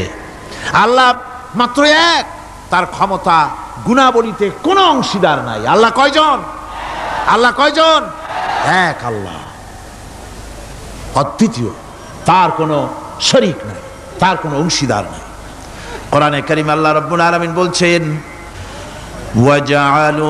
وَجَعَلُوا لِلَّهِ شُرَكَاءَ الْجِنَّ وَخَلَقَهُمْ وَخَرَقُوا لَهُ بَنِينَ وَبَنَاتٍ بِغَيْرِ عِلْمٍ। একই কথা জানা সত্ত্বেও আল্লাহর সাথে শরীক বানায়ো না, আল্লাহর সাথে কাউকে অংশীদার বানায়ো না, তার কোনো ছেলে নাই, মেয়ে নাই, অথচ তিনি সবাইকে সৃষ্টি করেছেন। সুবহানাহু ওয়া তাআলা আম্মা ইয়াসিফুন। পবিত্রতা সেই আল্লাহ পাকের, এবং তিনি তার সম্পর্কে যে চিন্তা করে লোকেরা যা কিছু বলে এর থেকে আল্লাহ পাক ঊর্ধ্বে। আল্লাহ সন্তান স্থাপন করে তারা বলে যে আল্লাহর ছেলে আছে। নাউযুবিল্লাহ। কোরআন শরীফে আল্লাহ পাক বলেছেন খ্রিস্টানের আল্লাহর ছেলে বানাইছে। وقالت النصارى المسيح ابن الله, খ্রিস্টানেরা বলেছে মসিহ হচ্ছে আল্লাহর পুত্র। নাউযুবিল্লাহ। আবার ইহুদিরা তারা বসে থাকলো না, ইহুদিরা বলল ওয়াকালাতিল ইয়াহুদু উযাইরুন ইবনুল্লাহ, ইহুদিরা বলল উযাইর হচ্ছে আল্লাহর পুত্র। নাউযুবিল্লাহ। আবার আরেক শ্রেণীর লোক হলো, তারা বলল পৃথিবীতে যত মেয়ে আছে সমস্ত মেয়েগুলি হলো ফেরেশতাগুলি, সব মেয়ে, আর মেয়েগুলি সব আল্লাহর। নাউযুবিল্লাহি মিন যালিক। আল্লাহ রাব্বুল আলামিন প্রতিবাদ করলেন আলাকুমুয যাকারু ওয়া লাহুল উনসা তিলকা ইযান কিসমাতুন দিযা। কি হে, তোমরা সমস্ত পুত্র সন্তানগুলি নিজের জন্য নিয়ে নিলে আর কন্যা সন্তানগুলি দিলে আমাকে, কেমন তোর ভাগ করলে এটা? আল্লাহ পাকের কোনো সন্তান নাই, আল্লাহ রাব্বুল আলামিনের কোনো সন্তান নাই, স্ত্রী নাই, পুত্র নাই, কেউ নাই। আল্লাহ পাক বলেন বাদিউস সামাওয়াতি ওয়াল আরদ, আসমান এবং জমিনের উদ্ভাবক হচ্ছেন তিনি। আন্না ইয়াকুনু লাহু ওয়ালাদুন ওয়া লাম তাকুন লাহু সাহিবা, তিনি তো, তার সন্তান হবে কি করে? তার তো জীবন সঙ্গিনী নাই, তার তো স্ত্রী নাই। আল্লাহ বলছেন আমার তো স্ত্রী নাই, অথচ তোমরা আমার সন্তান বানাচ্ছ। অথচ আমি সব কিছুকেই সৃষ্টি করেছি, সবকিছুর স্রষ্টা কে? যালিকুমুল্লাহু রাব্বুকুম লা ইলাহা ইল্লা হুয়া খালিকু কুল্লি শাইইন ফা'বুদুহু ওয়া হুয়া আলা কুল্লি শাইইন কাদির। যালিকুমুল্লাহু রাব্বুকুম, তিনি, এই হচ্ছে তোমাদের আল্লাহ, তিনি তোমাদের রব, তিনি ছাড়া কেউ নাই, সব কিছুর স্রষ্টা তিনি, তারই ইবাদত করো। সব জিনিসের উপরে একমাত্র তিনি ক্ষমতা রাখেন, তার চাইতে ক্ষমতাশীল, ক্ষমতাধারী, শক্তিশালী পৃথিবীতে আর কেউ হতে পারে না। আমার বন্ধুগণ, আল্লাহ রাব্বুল আলামিনের শক্তি, তার ক্ষমতার কথা আল্লাহ পাক আরেকটি আয়াতের মধ্যে বলেছেন, যে আয়াতটা নামাজের পরে আমরা পড়ি। কি আয়াত কোন তো? বলতে পারবেন? প্রত্যেক নামাজের পরে পড়ি আয়াতুল কুরসি। আয়াতুল কুরসি এমন একটা আয়াত, এই আয়াতটি সম্পর্কে রাসূল করিম সাল্লাল্লাহু আলাইহি ওয়াসাল্লাম বলেছেন, ফরজ নামাজের পরে, প্রত্যেক ফরজ নামাজের পরে যে ব্যক্তি আয়াতুল কুরসি পড়বে, আল্লাহ রাব্বুল আলামিন কিয়ামতের দিন আল্লাহর তার প্রতি দায়িত্ব হবে একটাই, যে আল্লাহ পাক ওই ব্যক্তিকে জান্নাত দিয়ে দিবেন। সুবহানাল্লাহ। কেন? এই আয়াতের মধ্যে কি আছে? এই আয়াতে আছে আল্লাহ পাকের তাওহীদের কথা স্পষ্ট করে বলা হয়েছে। আল্লাহু লা ইলাহা ইল্লা হুয়াল হাইয়ুল কাইয়্যুম। পড়েন সবাই, আল্লাহু লা ইলাহা ইল্লা হুয়াল হাইয়ুল কাইয়্যুম। আল্লাহ তিনি, যিনি ছাড়া কোনো ইলাহ নাই, তিনি সদা জাগ্রত, তিনি চিরঞ্জীব। লা তাখুযুহু সিনাতুন ওয়ালা নাওম। আল্লাহ ঘুমায়, আল্লাহ তন্দ্রা যান, আল্লাহ জিমায়, আল্লাহর জিমানি নাই, আল্লাহর তন্দ্রা নাই, আল্লাহ ঘুমান না। সুবহানাল্লাহি ওয়া বিহামদিহি। অহরহ তার সামনে রয়েছে গোটা পৃথিবী, গোটা আকাশ জমিন, সমস্ত সৃষ্টি জগৎ তার সামনে। তিনি ঘুমান না, তার কোনো তন্দ্রা নাই, তার কোনো নিদ্রা নাই। আল্লাহ কোথায় আছে? আল্লাহ কোথায়? এটি আকীদার প্রশ্ন, এটি আকীদার প্রশ্ন। আপনাকে বুঝতে হবে, জানতে হবে আল্লাহ কোথায়। আল্লাহ পাক হচ্ছেন আলাল আরশি ইস্তাওয়া। আল্লাহ পাক আরশে আজিমে, সদা সর্বত্র বিরাজিত এ কথার অর্থ কি? এটার অর্থ হলো আল্লাহ পাকের ইলম মুহাইয়া করে রেখেছে গোটা সৃষ্টি জগৎকে, তার ইলমের ভিতরে রয়েছে সব। কথা বুঝতে পেরেছেন? যদি বলেন আল্লাহ সব জায়গায় আছে, তাহলে তো পানির মধ্যে, বাথরুমের মধ্যে, ঘরের মধ্যে, সব জায়গায় আল্লাহ পাককে থাকতে হয়। যে সব জায়গা অবাঞ্ছনীয়, অবান্তর জায়গা, সেসব জায়গায় আল্লাহকে থাকতে হয়। মূল কথা হচ্ছে আল্লাহ সব জায়গায় আছেন, তার অর্থ আল্লাহ পাক আরশের উপরে আছেন, আরশে ইস্তাওয়া, তিনি সর্বত্র বিরাজমান। এ কথার অর্থ হলো আল্লাহর ইলমে, আল্লাহর জ্ঞানের মধ্যে, আল্লাহর নজরের সামনে, আল্লাহর চোখের সামনে গোটা সৃষ্টি জগৎ রয়েছে। সুবহানাল্লাহ ওয়া বিহামদিহি। সুতরাং তার ঘুম নাই, তার নিদ্রা নাই, তার তন্দ্রা নাই, তাই বলে মাঝে মধ্যে খুব ক্লান্ত হন নাকি? না, ক্লান্তি তাকে স্পর্শ করে না। আল্লাহ পাক বলেন লাহু মা ফিস সামাওয়াতি ওয়া মা ফিল আরদ, আকাশ আর জমিন কার? মান যাল্লাযী ইয়াশফাউ ইনদাহু ইল্লা বিইযনিহি। আল্লাহ পাক বলছেন, কে আছে এমন তার দরবারে তার অনুমতি ব্যতীত সুপারিশ করতে পারে এমন অধিকারও কারো নাই। কিয়ামতের দিন অনেকে মনে করে তো যে অনেক হুজুরদের কাছে মুরিদ হয়ে গেছি, আমারে আর পায় কেডা।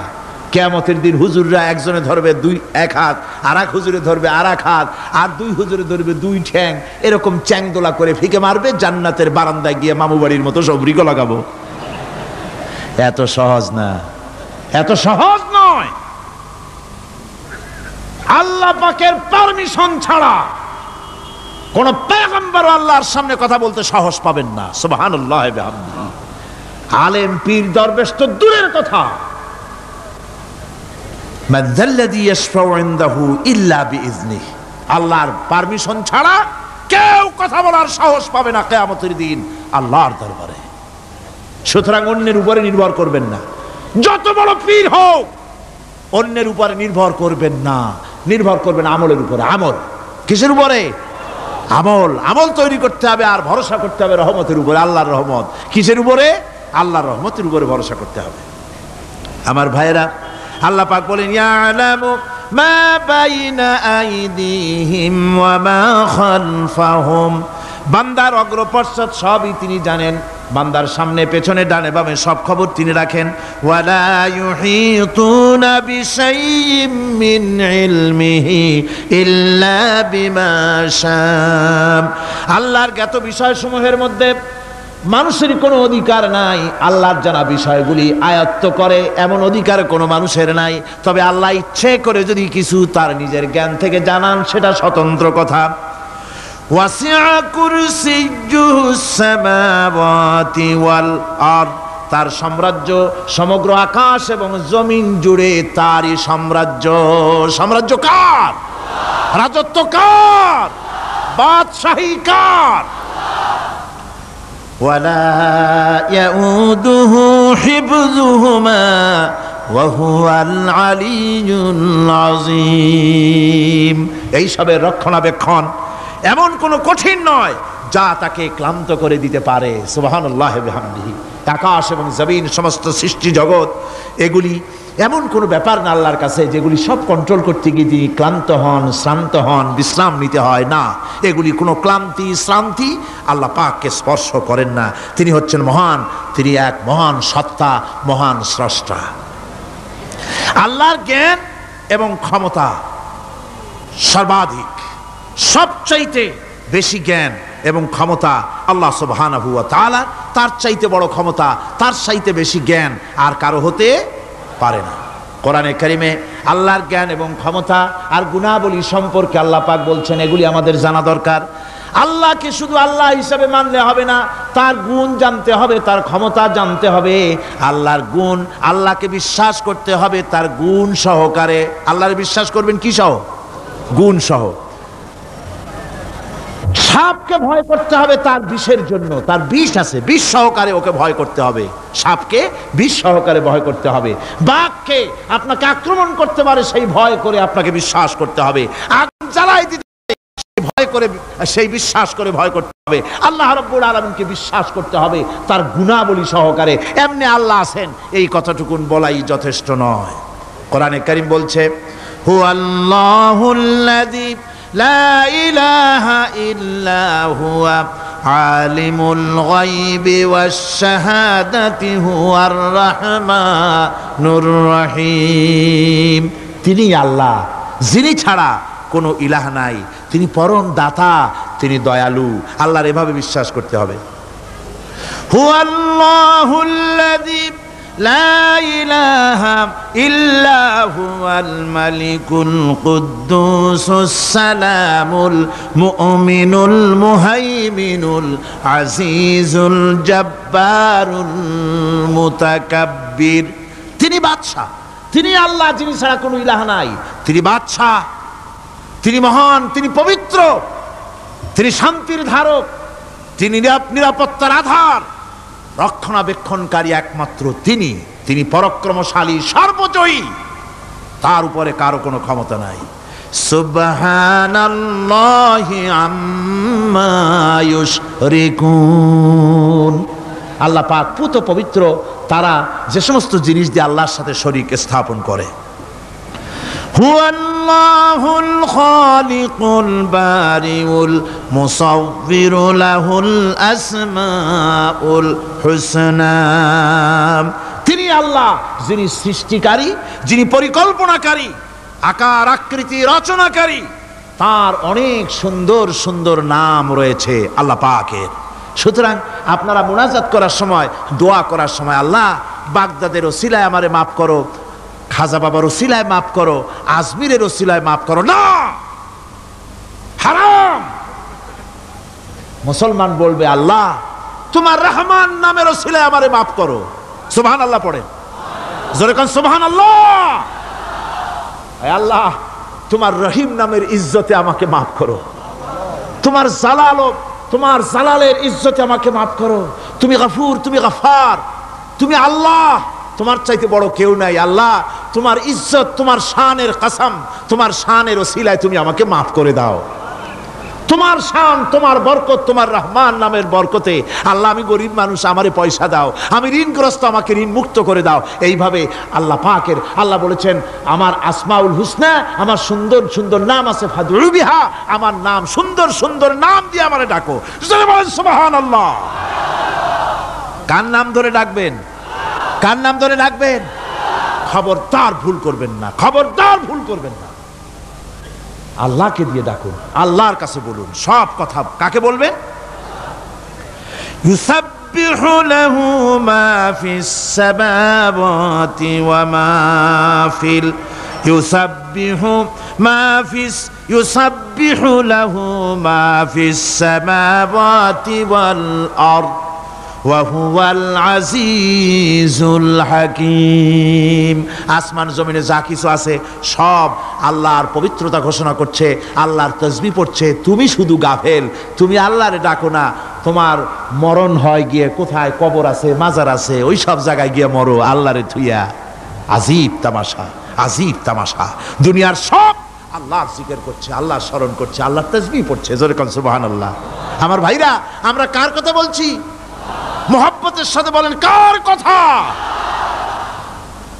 আমার আল্লাহকে কেউ যদি অন্তরের অন্তঃস্থল থেকে একবার যদি ডাকে আল্লাহ, আমার ভাইরা, মনের ডাক আর মুখের ডাক একরকম। दिल से जो बात निकलती है असर रखती है पर नहीं मगर ताकते परवाज रखती है। অন্তর থেকে যে কথা বেরোয় সে কথা প্রভাব বিস্তার থাকে, ডানা নাই কিন্তু ওড়ার ক্ষমতা রাখে। অন্তর থেকে কথা বলার, মুখের কথা বলা আলাদা। কলিজার অন্তরের অন্তঃস্থল থেকে, হৃদয়ের কন্দর থেকে কেউ যদি একটা বার বলে আল্লাহ, কোন বান্দা যদি অন্তরের অন্তঃস্থল থেকে একবার যদি আল্লাহকে ডাকে আল্লাহ, আল্লাহ পাক 70 বার সাড়া দিয়া বলেন, বান্দা কি চাও, আমি হাজির। কি চাও, আমি তোমার কাছে আছি। সুবহানাল্লাহ, সুবহানাল্লাহ। এই আল্লাহ রাব্বুল আলামিন কে মহব্বত করতে হবে। তাওহীদের তাকাজা, তাওহীদের মূল বক্তব্য হচ্ছে ভালোবাসতে হবে আল্লাহকে। কাকে ভালোবাসতে হবে? বউর চাইতে, মায়ের চাইতে, বাপের চাইতে, সন্তানের চাইতে, জীবনের চাইতে কাকে ভালোবাসতে হবে? আল্লাহ সুবহানাহু ওয়া তাআলা, তাকে ভালোবাসতে হবে। আল্লাহ রাব্বুল আলামিন বলেন, ওয়া মিনান নাসি মান ইয়াত্তাখিযু মিন দুনিল্লাহি আনদাদান ইউহিব্বুনাহুম কাহুব্বিল্লাহ।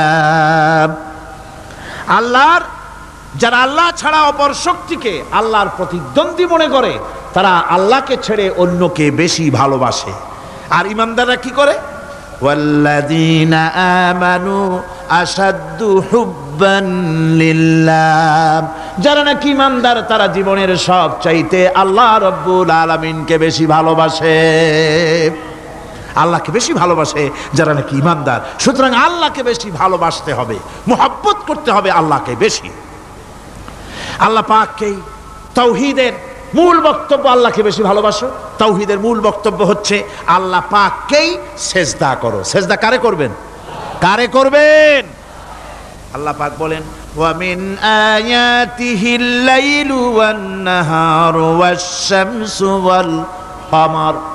আল্লাহ পাকের অসংখ্য নিদর্শনাবলীর মধ্যে তার নিদর্শন হতেছে তিনি চাঁদ সৃষ্টি করেছেন, সূর্য সৃষ্টি করেছেন। লা তাসজুদু লিশ-শামসি ওয়ালাল কমার ওয়াসজুদু লিল্লাহিল্লাযী খালাকাহুন্না ইন কুনতুম ইয়্যাহু তা'বুদুন। চন্দ্রকে সেজদা করো না, সূর্যকে সেজদা করো না, যেহেতু চাঁদ আর সূর্যকে আমি আল্লাহ তৈরি করেছি। সেজদা কেবল মাত্র আমি আল্লাহ রাব্বুল আলামিনকে করবে, আর কারো সামনে নয়। সেজদা কেবল মাত্র কার? আমার দেশের লোকেরা বোঝে না, অনেক পীর সাহেবের সামনে গিয়াও কি করে? আবার কদমবুসিও করে।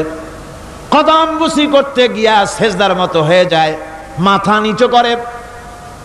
যে ব্যক্তি কদমবুসি করতে গিয়া মাথা নিচু করলো আর যার করলো, সে যদি বাধা না দিল, তাহলে সে কদমবুসি যে করলো আর বাধা যে দিল না, দুইজন কুফরির মধ্যে শামিল হয়ে গেল। সেজদা কাউকে করা যাবে না আল্লাহ ছাড়া। কাকে করতে হবে?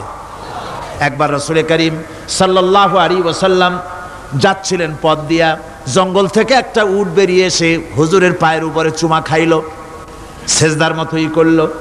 সাহাবায়ে কেরাম বলেন, ইয়া রাসূলুল্লাহ, জঙ্গলি উটের কি খুশকিসমত, হুজুরের পায়ের উপরে চুমা খাইলো, মাথা লাগালো। হুজুর যদি অনুমতি দিতেন, আপনারে সেজদা দিয়ে আমরা ধন্য হতাম। নবীজি বলেন, খবরদার, এই পৃথিবীর কোনো মানুষ কোনো মানুষকে সেজদা দিতে পারে না। আমি যদি কোনো মানুষকে মানুষের জন্য সেজদা করা জায়েজ করতাম, তাহলে দুনিয়ার সমস্ত নারীদের বলতাম স্বামীর সামনে সেজদা দিতে। সেজদা হবে কেবলমাত্র কার? আর কারো হতে পারে না। সুতরাং আল্লাহকে সেজদা দিতে হবে। তাওহীদের মূল বক্তব্য আল্লাহকে ভালোবাসো, আল্লাহরে সেজদা দাও, আর নামাজ প্রতিষ্ঠা করো। কি করো? ওয়া নাখতারতুকা ফাসতামি' লিমা ইউহা। আমি তোমাকে নবী হিসাবে বেছে নিয়েছি, সুতরাং কান পেতে কান লাগায়া ওহীর কথাগুলা শোনো। কি কথা? ইন্নানি আনাল্লাহ লা ইলাহা ইল্লা আনা। ওহীর কথাগুলি কান পেতে শোনো। নিশ্চয়ই আমি আল্লাহ, আমি ছাড়া কোনো ইলাহ নাই। ফা'বুদনি ওয়া আকিমিস সালাতা লিযিকরি। অতএব আমার গোলামি করো, আমার দাসত্ব করো, আমার আনুগত্য করো, আর আমার শরণার্থে নামাজ কায়েম করো, নামাজ প্রতিষ্ঠা করো। মুসলমানদের জীবনে সর্বশ্রেষ্ঠ ইবাদত কোনটি? চিল্লায় কোন কোনটি? আহা, এই নামাজ সর্বশ্রেষ্ঠ ইবাদত। যে নামাজ, সেই নামাজ আমার দেশের মুসলমানেরা ট্রেনে দেখবেন, ট্রেনে যখন যান দেখবেন নামাজের রক্ত হলে কয়টা মুসলমানের নামাজ পড়ে। লঞ্চে যান, স্টিমারে যান, দেখবেন কয়জনে নামাজ পড়ে। বাজার ঘাটে যান, দেখবেন কয়জনে নামাজ পড়ে। নামাজ নাই, নামাজ নাই। লা দীনা লিমান লা সালাতা লাহু। যে ব্যক্তি নামাজ পড়ে না, তার কাছে ধর্ম নাই, ঈমান নাই, কিচ্ছু নাই। যে ব্যক্তি ইচ্ছে করে মান তারাকা সালাতান মুতাআম্মিদান ফাকাদ কাফারা, যে ব্যক্তি ইচ্ছে করে নামাজ ছেড়ে দিল সে কাফের হয়ে গেল। জোরে বলেন কি হয়ে গেল? সে কুফরি করল। আল্লাহ নবী বলেছেন যে ব্যক্তি ইচ্ছে করে নামাজ ছেড়ে দেয় আল্লাহ রাব্বুল আলামিন আর তার রাসূলের সাথে তার সমস্ত সম্পর্ক ছিন্ন হয়ে যায়, কোনো সম্পর্ক আর থাকে না। এই নামাজ রাসূল কারীম ইন্তেকালের সময় শেষ কথা বলেছেন, স্ত্রীর কথা না, মেয়ের কথা না, আত্মীয়দের কথা না, জীবনের শেষ কথা সালাত, আসসালাতু মা মালাকাত আইমানুকুম, নামাজ। আমার বন্ধুগণ, জীবনের শেষ নামাজটি আল্লাহ নবী মসজিদে নববীতে যেতে পারছেন না, হাঁটতে পারেন না, দুইজন সাহাবীর কাঁধের উপরে ভর করে কষ্ট করে তিনি পৌঁছেছেন, বক্তব্য রাখলেন, ও আমার সাহাবীরা, আল্লাহ রাব্বুল আলামিন এই জমিনে তার এক বান্দাকে জাগতিক সব সম্পদ দিয়েছিলেন, সেই বান্দা জাগতিক সমস্ত সম্পদকে উপেক্ষা করে এক আল্লাহর সঙ্গে দেখা করার জন্য প্রস্তুতি নিয়েছেন। কথার অর্থ কেউ কিছু বুঝলো না। হযরত আবু বকর রাদিয়াল্লাহু তাআলা আনহু কাঁদতে কাঁদতে বেখতার হয়ে যাচ্ছেন, কাঁদতে কাঁদতে পাগলের মতো হয়ে যাচ্ছেন। সাহাবীরা মনে চিন্তা করলেন, আবু বকর বুড়ো মানুষ, এত কাঁদে কেন? হুজুর কার না কার কথা বললেন? জ্ঞান বৃদ্ধ, বয়োবৃদ্ধ হযরত আবু বকর বুঝতে পেরেছেন তামাম পৃথিবীর জাগতিক সম্পদ আল্লাহ দিতে চেয়েছেন তার হাবিবকে। তার হাবিব সমস্ত সম্পদকে উপেক্ষা করে মাওলার সঙ্গে দিদার করার জন্য প্রস্তুতি নিয়েছেন। তার মানে হলো অতি বিলম্বে আমরা সাহাবীরা রাসূলের থেকে জনমের মতো এতিম হয়ে যাব। হুজুর বললেন, আজ থেকে মসজিদে নববীর সমস্ত দরজাগুলি বন্ধ হয়ে যাবে, শুধু আবু বকরের দরজাটা খোলা থাকবে। হযরত আবু বকরের কে দায়িত্ব দিয়ে রাসূল পাক হুজরা শরীফে চলে গেলেন। পরবর্তী নামাজের রক্তে এশা রক্ত হয়ে গিয়েছে। সাহাবীরা অনেকক্ষণ অপেক্ষা করে হযরতে আবু বকর রাদিয়াল্লাহু তাআলা আনহুকে ইমামতির জায়গায় দিয়ে দিলেন। তিনি নামাজ শুরু করলেন, পিছনে সাহাবারা কান্দা শুরু করে দিলেন। তাদের মনের ধারণা হলো আল্লাহর নবীর পিছনে নামাজ পড়া জীবনে আমাদের আর কিসমতে হবে না। সাহাবীরা কাঁদতেছেন, আল্লাহর নবী জ্বরে একবার বেহুশ হয়ে পড়েন, আবার একবার হুঁশে আসেন। নবীজি হুঁশে এসে হযরত আয়েশাকে জিজ্ঞেস করেন, আয়েশা রে, এখন কোন সময়? হযরত আয়েশা বলেন, হুজুর নামাজে রক্ত হয়ে গেছে, সাহাবায়ে কিরাম আপনার অপেক্ষা করে জামাত শুরু করে দিয়েছেন। হুজুর বলেন, দরজাটা খুলে দাও, আমি একটু দৃশ্যটা দেখি। দরজা খুলে দেওয়া হলো। হযরত আয়েশার কাঁধের উপরে ভর করে হুজুর মাথা উঁচু করে মসজিদে নববী নামাজের দৃশ্য দেখে কিছুক্ষণ তাকায় থেকে শুয়ে পড়লেন। হুজুরের দুই চোখ দিয়ে পানি বেয়ে পড়তে লাগলো। হযরত আয়েশা বলেন, হুজুর নামাজের দৃশ্য দেখে কাঁদেন কেন? আল্লাহর নবী বলেন, আয়েশা রে, এটা কোনো দুঃখের বাণী নয়, আমার চোখে পানি এসেছে বড় তৃপ্তির বাণী। আজকে নামাজের যে জামাতের দৃশ্য দেখলাম, এই জামাতকে কায়েম করার জন্য তায়েফের ময়দানে আমার রক্ত দিয়ে তায়েফের ময়দান রঞ্জিত হয়েছে, ওহদের ময়দানে আমার দান্দান মোরা শহীদ হয়েছে, সাহাবায়ে কেরাম জীবন দিয়েছেন। এই কষ্টের বিনিময়ে আজ জামাত কায়েম হয়ে গিয়েছে। এই দৃশ্য দেখে আমার মনে পড়ল, কিয়ামত পর্যন্ত আমার যত উম্মত পৃথিবীতে আসবে এইভাবে করে তারা জামাত বন্দী হয়ে নামাজ আদায় করবে। আমার ভাইরা, নামাজ হচ্ছে মুসলমানদের জীবনের শ্রেষ্ঠ ইবাদত। সেই নামাজ মুসলমানদের কাছে নাই, নামাজকে ফালতু কাজ বলে মনে করে। আমার বন্ধুগণ, নামাজ পড়বেন, নামাজ ছেড়ে দিবেন না। বলেন তো, শয়তান আল্লাহর কয়টা হুকুম ভেঙেছিল? ইবলিস কয়টা হুকুম ভেঙেছে? একটা হুকুম ভাঙ্গা ইবলিস হইছে কি? শয়তান। জোরে কোন কি হইছে? শয়তান হয়ে গেল। একটা মানুষ যদি 24 ঘন্টার ভিতরে 5 ওয়াক্ত নামাজ ছেড়ে দেয়, 5 ওয়াক্ত নামাজের ভিতরে 17টা হুকুম আছে। আল্লাহর কয়টা হুকুম? একটা হুকুম ভাঙার কারণে ইবলিস হয়ে গেল শয়তান। আর 24 ঘন্টার ভিতরে 17টা হুকুম আল্লাহর যারা বরবাদ করে তারা তো শয়তানের বাবা হয়ে যায়। শয়তান দূর থেকে সেলুট মারে যে, বাবা তুমি শুধু বাপ না, আমার ওস্তাদও। একটা হুকুম ভঙ্গ করে আমার এই দশা হইছে, আর তুমি 24 ঘন্টা আল্লাহর 17টা করে হুকুম ভাঙ্গো, তুমি তো শয়তান না, শয়তানের চাইতেও বেকায়দা। জোরে কর নাউযুবিল্লাহ। নামাজের মধ্যে সেজদা দিবেন, মজা পাবেন। নামাজ মেশিনের মতো পড়বেন না, নামাজ পড়বেন মুহাব্বতের সাথে। আল্লাহর সামনে দাঁড়িয়েছেন, কার সামনে? মেশিনের মতো পড়বেন না, দায় সারা গোসল পড়বেন না। আল্লাহর নবী বলেন, নামাজের ভিতরে যখন সিজদায় যাবে, সিজদা যখন দিবে, তখন মনে করবে তুমি যেন তোমার কপালকে আল্লাহ রব্বুল আলামিনের কদম মোবারকের উপরে ছেড়ে দিয়েছো। নামাজ ছেড়ে দিবেন না। 5 ওয়াক্ত নামাজ আমার যুবক ভাইয়েরা, সর্বশ্রেণীর মুসলমান ভাইয়েরা 5 ওয়াক্ত নামাজ বা জামাত আদায় করবেন। রাজি আছেন? রাজি আছেন? কারা কারা রাজি দেখতে চাই? আলহামদুলিল্লাহ, হাত নামান। জোরে কোন আলহামদুলিল্লাহ, হাত নামান। এতদিন যে নামাজ পড়েন নাই, আল্লাহ যেন মাফ করে দেন। জোরে কোন আমিন। উমরি কাজা শুরু করে দিবেন। 5 ওয়াক্ত নামাজ সঠিকভাবে আদায় করবেন। তাওহীদের তাকাজা হচ্ছে নামাজকেও প্রতিষ্ঠা করতে হবে।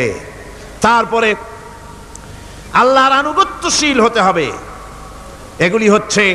এগুলি হচ্ছে তাওহীদের তাকাজা, তাওহীদের কথা। আল্লাহ পাকের প্রতি এই মহব্বত নিয়ে আল্লাহর নামাজ, আল্লাহর রোজা ইত্যাদি সঠিকভাবে জীবনের সকল ক্ষেত্রে করতে হবে। আর সাহায্য চাইতে হবে কেবলমাত্র আল্লাহর কাছে। সাহায্যটা কার কাছে চাইবেন কোন তো? একটু মহব্বতের সাথে কোন। যদি কিছু দরকার হয় কার কাছে চাইবেন? আল্লাহ পাক বলছেন নামাজে প্রত্যেক নামাজের ভিতরে আমরা বলি ইয়্যাকা না'বুদু ওয়া ইয়্যাকা নাস্তাঈন। পড়েন সবাই, ইয়্যাকা না'বুদু ওয়া ইয়্যাকা নাস্তাঈন। আল্লাহ, আমরা একমাত্র তোমার গোলাম। একমাত্র কার গোলাম? তোমার গোলাম। সাহায্য কার কাছে চাই? তুমি আল্লাহ, তোমার কাছেই সাহায্য চাই। প্রত্যেক নামাজের প্রত্যেক রাকাতে সূরা ফাতিহার কথা আমরা বলি। আমার বন্ধুগণ, নামাজের মধ্যে কথা বলা সত্ত্বেও আমরা নামাজের ভিতরে আল্লাহ রাব্বুল আলামিনের কাছে সাহায্য চাই বলে কিন্তু সাহায্যটা আল্লাহর কাছে চাই না। যখন ছেলে হয় না, বিবাহ করেছে, 10 বছর হয়ে গেছে, সন্তান হয় না, খাজা বাবার কবরের কাছে গিয়া বলে, খাজা বাবা ছেলে নাই, একটা ছেলে দাও। জোরে কোন নাউজুবিল্লাহ। আছে না এমন? বাজে বস্তান নাকি আছে না? হ্যাঁ, বাইজিদ বস্তান, আস্তানা। সেখানে যে গাছের সাথে ইট বাঁধতে হয়, ইট যেমন ভার হবে, মেয়ে লোকের পেটের মধ্যে এরকম বাচ্চায় ভার হবে। নাউজুবিল্লাহ। কি আকীদা, কি খারাফাত! আস্তাগফিরুল্লাহুল আযীম। কোন মুসলমানের করা উচিত না ভাই, কোন মুসলমানের এমনটি কাজ করা উচিত না। আস্তানার কচ্ছপের সাথে আর গাছের দড়ি বাঁধার সাথে সন্তান গ্রহণের কি সম্পর্ক? কোরআনে কারীম আল্লাহ রাব্বুল আলামিন বলেন, আমি যাকে খুশি পুত্র দান করি, যাকে খুশি মেয়ে দান করি, যাকে খুশি ছেলেও দেই মেয়েও দেই, যাকে খুশি আমি কিছুই দেই না। ছেলে দেওয়ার মালিক কে? আকীদাটা সংশোধন করে জানাজ। খবরদার কোন মাজারে গিয়া কিছু চাইবেন না। কার কাছে চাইবেন? ওই দেখুন আল্লাহ পাক বলেন, ফাইযা ফারাগতা ফানসাব ওয়া ইলা রাব্বিকা ফারগাব। আল্লাহ পাক বলেন, বান্দারে যখন তুমি খালি হাত হয়ে যাবে, হাতে যখন কিছু থাকবে না, অসহায় হয়ে যাবে, তখন তুমি দাঁড়ায় যাও, হাত দুটি আমার দরবারে ফয়লায়া দাও। খালক কি রন্দায়ে হুয়ে, दुनिया की ठुकराए हुए आए हैं तेरे दर पर हाथ फैलाए हुए। আল্লাহর দরবারে হাত তোলো, আল্লাহর কাছে হাত পাতো। হাত পাতবেন কার কাছে? আল্লাহ পাকের কাছে। আল্লাহ শিখাই দিলেন, খালি হাত যখন হয়ে যাবে আমার কাছে চাও, আমার কাছে দাঁড়াও, কারো কাছে চাইও না, আমারে বলো। বুখারী শরীফের ভিতরে এসেছে, স্যান্ডেলের ফিতা কাছা যদি ছিঁড়ে যায়, মানুষের কাছে চেয়েও না, আমি আল্লাহর কাছে চাও। আমার কাছে চাও, আমি দিব। আল্লাহর ভান্ডারে অভাব আছে? জোরে কোন অভাব আছে? অভাব নাই। বিপদে পড়ে গেছেন, মুসিবতে পড়ে গেছেন, মাজারে গিয়া খবরদার কোন মাজারে গিয়া কিছু চাইবেন না। মাজারে গিয়া নিজের প্রয়োজনের কথা বলবেন না। পরিষ্কার হারাম, হারাম কোনো সন্দেহ নাই। মাজারে গিয়া কিছু চাইবেন না, চাইবেন আল্লাহর কাছে। আপনি দেখুন, ইউনূস আলাইহিস সালাম বিপদে পড়লেন, আপনি কি ইউনূস আলাইহিস সালামের চাইতে বেশি বিপদে পড়ছেন নাকি কোন? ইউনূস আলাইহিস সালামের চাইতে অত বড় বিপদে দুনিয়ার কোন মানুষ পড়ছে কোনোদিন? আমার ভাইয়েরা, মাছে গিলে ফেলেছে, মাছ পানির অথল তলদেশে চলে গেছে, মাছের পেটের ভিতরে জানলা নাই, দরজা নাই। হযরত ইউনূস আলাইহিস সালাম লক্ষ্য করলেন, এখন তো আর বাঁচতে পারবো না, মরা ছাড়া পথ নাই। ইউনূস আলাইহিস সালাম চিৎকার মারলেন, লা ইলাহা ইল্লা আনতা সুবহানাকা ইন্নী কুনতু মিনাজ জালিমিন। পড়েন সবাই, লা ইলাহা ইল্লা আনতা সুবহানাকা ইন্নী কুনতু মিনাজ জালিমিন। লা ইলাহা ইল্লা আনতা, আল্লাহ তুমি ছাড়া কেউ নাই, তুমি ছাড়া কেউ নাই, কোনো ইলাহ নাই, মাবুদ নাই। আমি তোমার পবিত্রতা ঘোষণা করছি, তুমি দয়া করে আমাকে বাঁচাও, আমি আমার নিজের উপর জুলম করেছি। আমার বন্ধুগণ, এত বড় মারাত্মক বিপদের ভিতরে ইউনূস আলাইহিস সালাম যখন চিৎকার মারলেন পানির ভিতরে বসে, মাছের পেটের ভিতরে বসে, আল্লাহ রাব্বুল আলামিন চুপ করে থাকলেন না, সঙ্গে সঙ্গে রাব্বুল আলামিন জবাব দিয়া দিলেন, فاستجبنا له ونجيناه من الغم وكذلك ننجي المؤمنين। আমি বললাম, ইউনূস তুমি বিপদে পড়েছ, তুমি যখন চিৎকার মারলে তোমার চিৎকারের আওয়াজ দুনিয়ার কেউ শোনে নাই, কোন রাজা বাদশাহ, তোমার আত্মীয় বন্ধু বান্ধব কেউ শোনে নাই। নদীর অতল তলদেশে মাছের পেটের ভিতরে বসে যে চিৎকার তুমি মারলে পৃথিবীর কেউ শোনে নাই, আমি তোমার আরশের মালিক আল্লাহ রব্বুল আলামিন শুনেছি। শুধু শুনি নাই, জবাব দিয়া দিলাম, মাছের পেটের ভিতরে বেদনার সৃষ্টি করে দিলাম। মাছ ভেটে উঠল নদীর উপরে, ব্যথার চোটে মাছ দেখলো, বমি করা ছাড়া পথ নাই, মাছ দরিয়ার কিনারে গিয়া বমি করে ফালাই দিল ইউনূস আলাইহিস সালামকে। আল্লাহ বলেন, ইউনূস রে বাঁচায় দিলাম। ও পৃথিবীর মুমিনেরা, শুধু ইউনূসকে নয়, পৃথিবীর মুমিন বান্দারা যখন বিপদে পড়বে আর আমার কাছে যদি তারা প্রার্থনা করে, আমার কাছে সাহায্য চায়, ওয়া কাযালিকা নুজিল মুমিনিন, এইভাবে করে আমি মুমিনদেরকেও বিপদ থেকে বাঁচাইয়া দিব। জোরে কান সুবহানাল্লাহ। ওয়াদা কার? ওয়াদা কার? সুতরাং মাজারে নয়, মসজিদে গিয়া কানবেন। কোথায় গিয়া কানবেন? কোথায়? মসজিদে গিয়া কানবেন। আমার বন্ধুগণ, আল্লাহ রাব্বুল আলামিন বলেন, ইয়ানসুরকুমুল্লাহু ফালা গালিবা লাকুম, আল্লাহ যদি তোমাকে সাহায্য করেন তবে কোন শক্তি তোমাকে তার উপরে জয়ী হতে পারবে না, কেউ তোমাকে তার থেকে ফিরাতে পারবে না। আর যদি আল্লাহ তোমাকে জিল্লতি দেন, যদি তোমাকে আল্লাহ পাক লাঞ্ছিত করেন, তোমাকে কেউ সম্মান দিতে পারবে না। দেখুন, ইব্রাহিম আলাইহিস সালামকে নমরুদ আগুনের মধ্যে ফালাই দিবে, জিবরাইল বলছেন, ইব্রাহিম আমার কাছে সাহায্য চাও, আমি তোমার বাঁচাই দেব, আগুনটারে নিভাই দিব।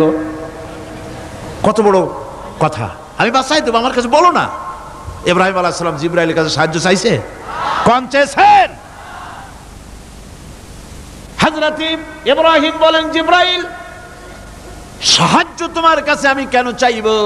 তোমার কাছে সাহায্য চাওয়ার প্রশ্ন ওঠে না, কারণ আমি এমন কোন অন্ধ আল্লাহর ইবাদত করি না যে আল্লাহ তার গোলামের দুঃখ নিজের চোখে না দেখেন। আমি আগুনে পড়ে গেলে, আগুনে জ্বললে পরে আমার আল্লাহ যদি খুশি হন, তাহলে এরকম আগুনে 1000 বার পড়ে জীবন দিতে আমি ইব্রাহিম রাজি আছি। ইব্রাহিম আলাইহিস সালাম আগুনে পড়ে গেলেন, আল্লাহ পাক দেখলেন ইব্রাহিম পাস করছে। কোন ডিভিশন?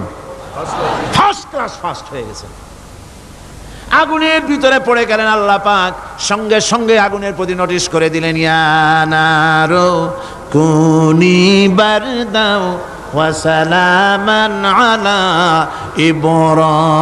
ইব্রাহিম, আগুন আমার ইব্রাহিমের জন্য শান্তিদায়ক, ঠান্ডা হয়ে যা।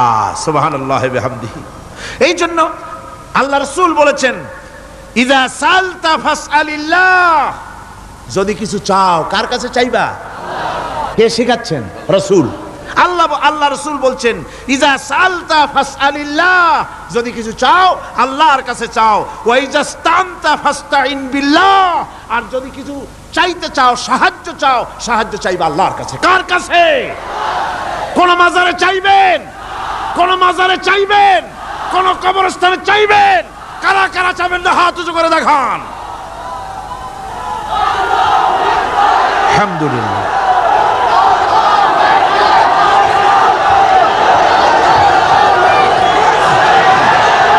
আলহামদুলিল্লাহ। ও ভাই বসেন বসেন, আমি তো দাঁড়াইতে কই নাই, দাঁড়ান কেন? এই তো শেষ করে দিচ্ছি। বিরক্ত হচ্ছেন নাকি? বিরক্ত হচ্ছেন? শেষ হয়ে এলো, একটুখানি জিকির করেন আল্লাহর। আল্লাহ আল্লাহ আল্লাহ আল্লাহ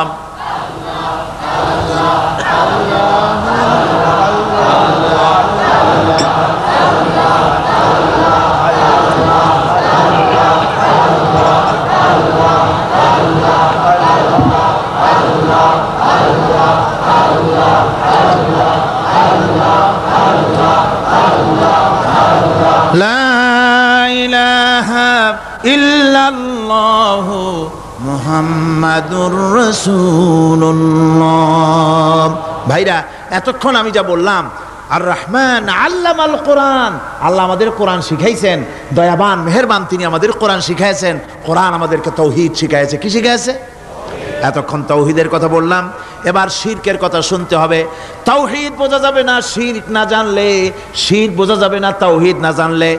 দিন বোঝা যায় না রাত না বুঝলে, রাত বোঝা যায় না দিন না হলে, টক বোঝা যায় না মিষ্টি না হলে, মিষ্টি বোঝা যায় না টক বা তিতা না হলে। কথা বুঝতে পেরেছেন?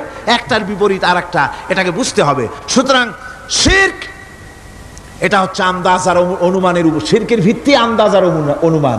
শিরকের ভিত্তি কি? এ কথাগুলি আমার না, আমি কার কথা শোনাতেছি? আমি কি কিসসা কাহিনী শোনাচ্ছি? গাঁজাখুরি গল্প? আল্লাহর কথা। আমার আল্লাহ পাক বলছেন, আলা ইন্না লিল্লাহি মান ফিস সামাওয়াতি ওয়া মান ফিল আরদ। জেনে রাখো, আসমানের বাসিন্দা হোক আর জমিনের বাসিন্দা হোক, সব হতেছে আল্লাহর মালিকানাধীন। কার মালিকানাধীন? ওয়ামা ইয়াত্তাবিউল্লাযীনা ইয়াদউনা মিন দুনিল্লাহি শুরাকা। যারা আল্লাহকে ছাড়া মন গড়া শরীকদারকে ডাকে, আল্লাহরে বাদ দিয়া অন্য শরীকদের যারা ডাকে, তারা এইটা ডাকে কিভাবে? ইয়াত্তাবিউনা ইল্লা যন্না ওয়া ইনহুম ইল্লা ইয়াখরুসুন। তারা নিছক আন্দাজ এবং অনুমানের অনুসারী, আর শুধু কল্পনাই করে। সব কল্পনা, কোনো দলিল নাই। মাজারে গিয়া কিছু চাওয়া, এর কি কোনো দলিল আছে? রাসূলুল্লাহ এরকম করেছেন, সাহাবায়ে কেরাম এরকম করেছেন? আগরবাতি দেওয়া, মোমবাতি দেওয়া, চাদর দেওয়া, এগুলো রাসূলুল্লাহ করেছেন না সাহাবায়ে কেরাম করেছেন? এগুলি সব আন্দাজ এবং অনুমানের উপরে করা। শিরক হচ্ছে অন্ধ অনুকরণের পরিণতি। ওই দেখছি মা বাপ করেছে, মুরব্বীরা করেছে, তাই করে। আল্লাহ পাক বলছেন, যদি তাদের জিজ্ঞেস করে সব কাজ করো কেন তারা?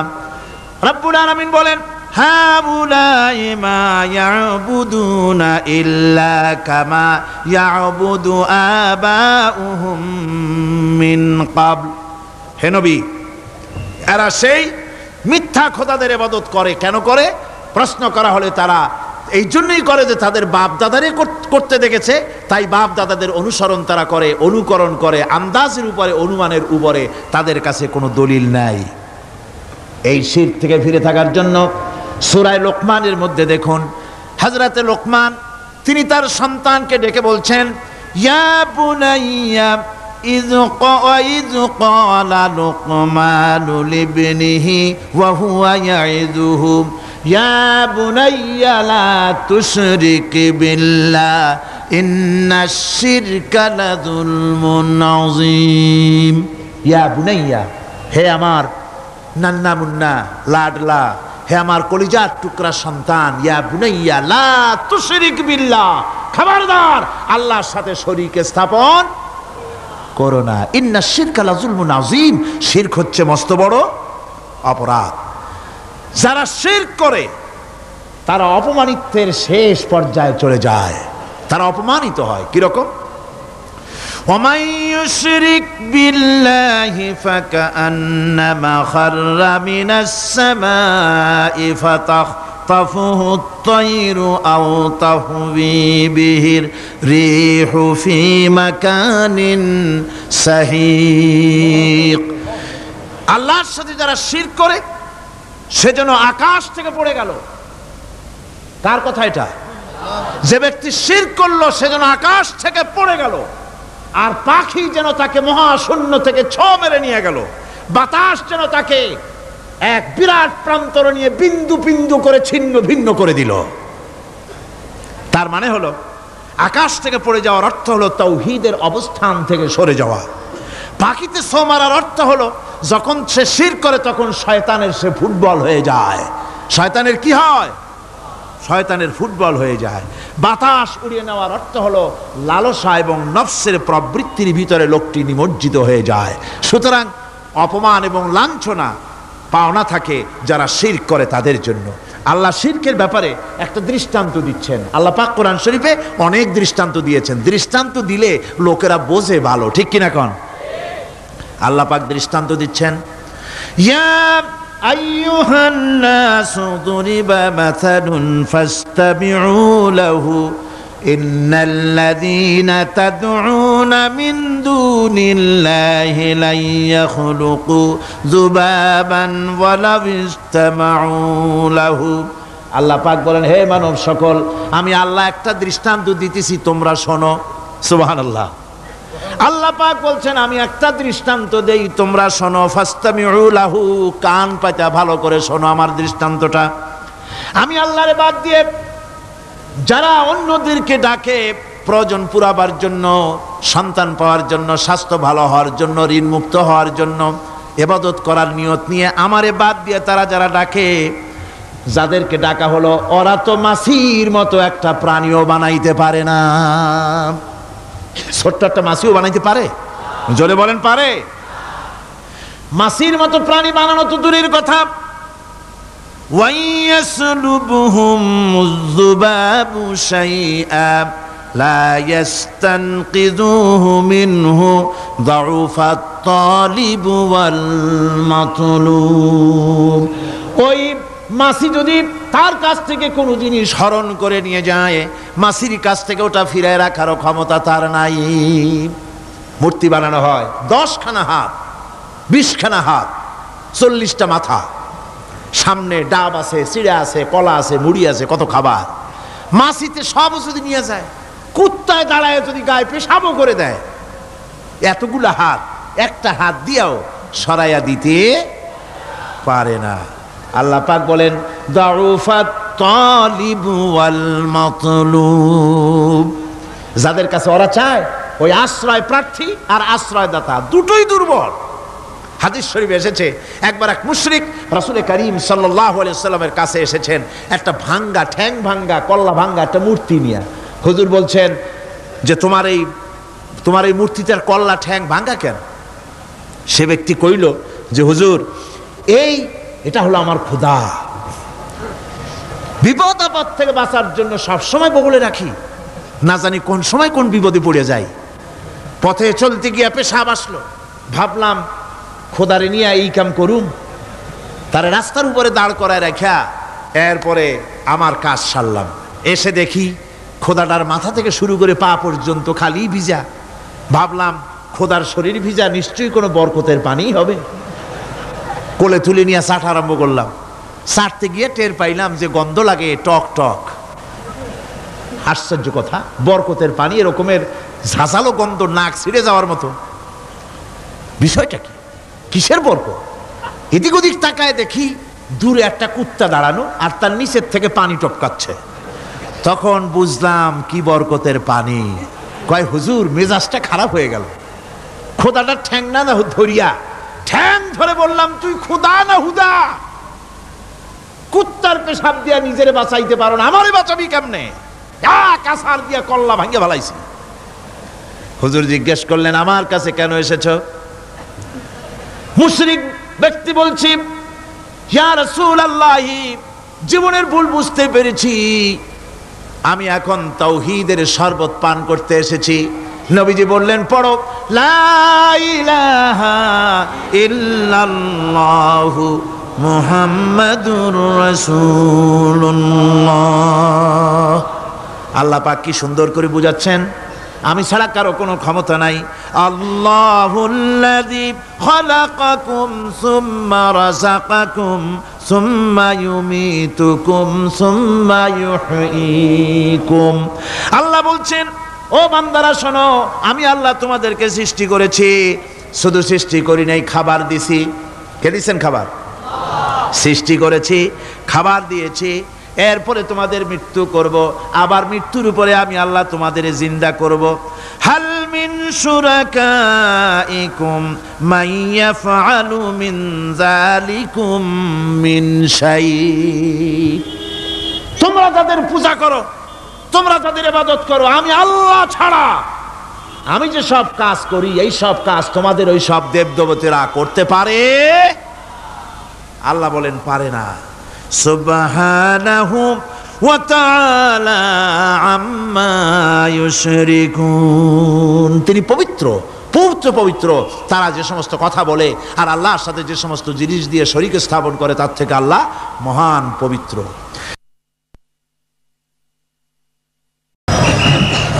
আল্লাহুম্মা আমিন। ربنا ظلمنا أنفسنا وإن لم تغفر لنا وترحمنا لنكونن من الخاسرين ربنا لا تزغ قلوبنا بعد إذ هديتنا وهب لنا من لدنك رحمة إنك أنت الوهاب ربنا العالمين। হাজার হাজার মুসলমান নরনারী দীর্ঘক্ষণ ধরে তোমার কোরআনের কথা শুনেছি, মেহেরবানি করে সওয়াবটুকু রাসূল করিম সাল্লাল্লাহু আলাইহি সাল্লামের রূহ মুবারকে পৌঁছে দাও। तमाम পৃথিবীর মাটির নিচে যত মুমিন মুমিনাত শুয়ে আছে আল্লাহ তুমি মেহেরবানি করে কবরগুলিকে জান্নাতের টুকরায় পরিণত করে দাও। আমাদের মা বাপ যাদের দুনিয়া থেকে বিদায় হয়ে গেছে আল্লাহ দয়া করে তাদেরকে জান্নাতবাসী করে নিও। রব্বিরহামহুমা কামা রব্বায়ানি সগীরা রব্বিরহামহুমা কামা রব্বায়ানি সগীরা। হায় আল্লাহ তাআলা এই মাহফিলের আয়োজন যারা করেছেন ইসলামী সমাজ কল্যাণ পরিষদকে তুমি মঞ্জুর করে নিও আল্লাহ রাব্বুল আলামিন। तमाम পৃথিবীর বুকে মুসলমানেরা যত জায়গায় বিপদে আছে মুসিবতে আছে আল্লাহ তুমি দয়া করে মেহেরবানি করে বিপদগ্রস্ত মুসলমানদের হামি ও নাসির হয়ে যাও। ربنا تقبل منا إنك أنت السميع العليم وتب علينا إنك أنت التواب الرحيم سبحان ربك رب العزة عما يصفون وسلام على المرسلين الحمد لله رب العالمين بحق لا إله إلا الله محمد رسول الله।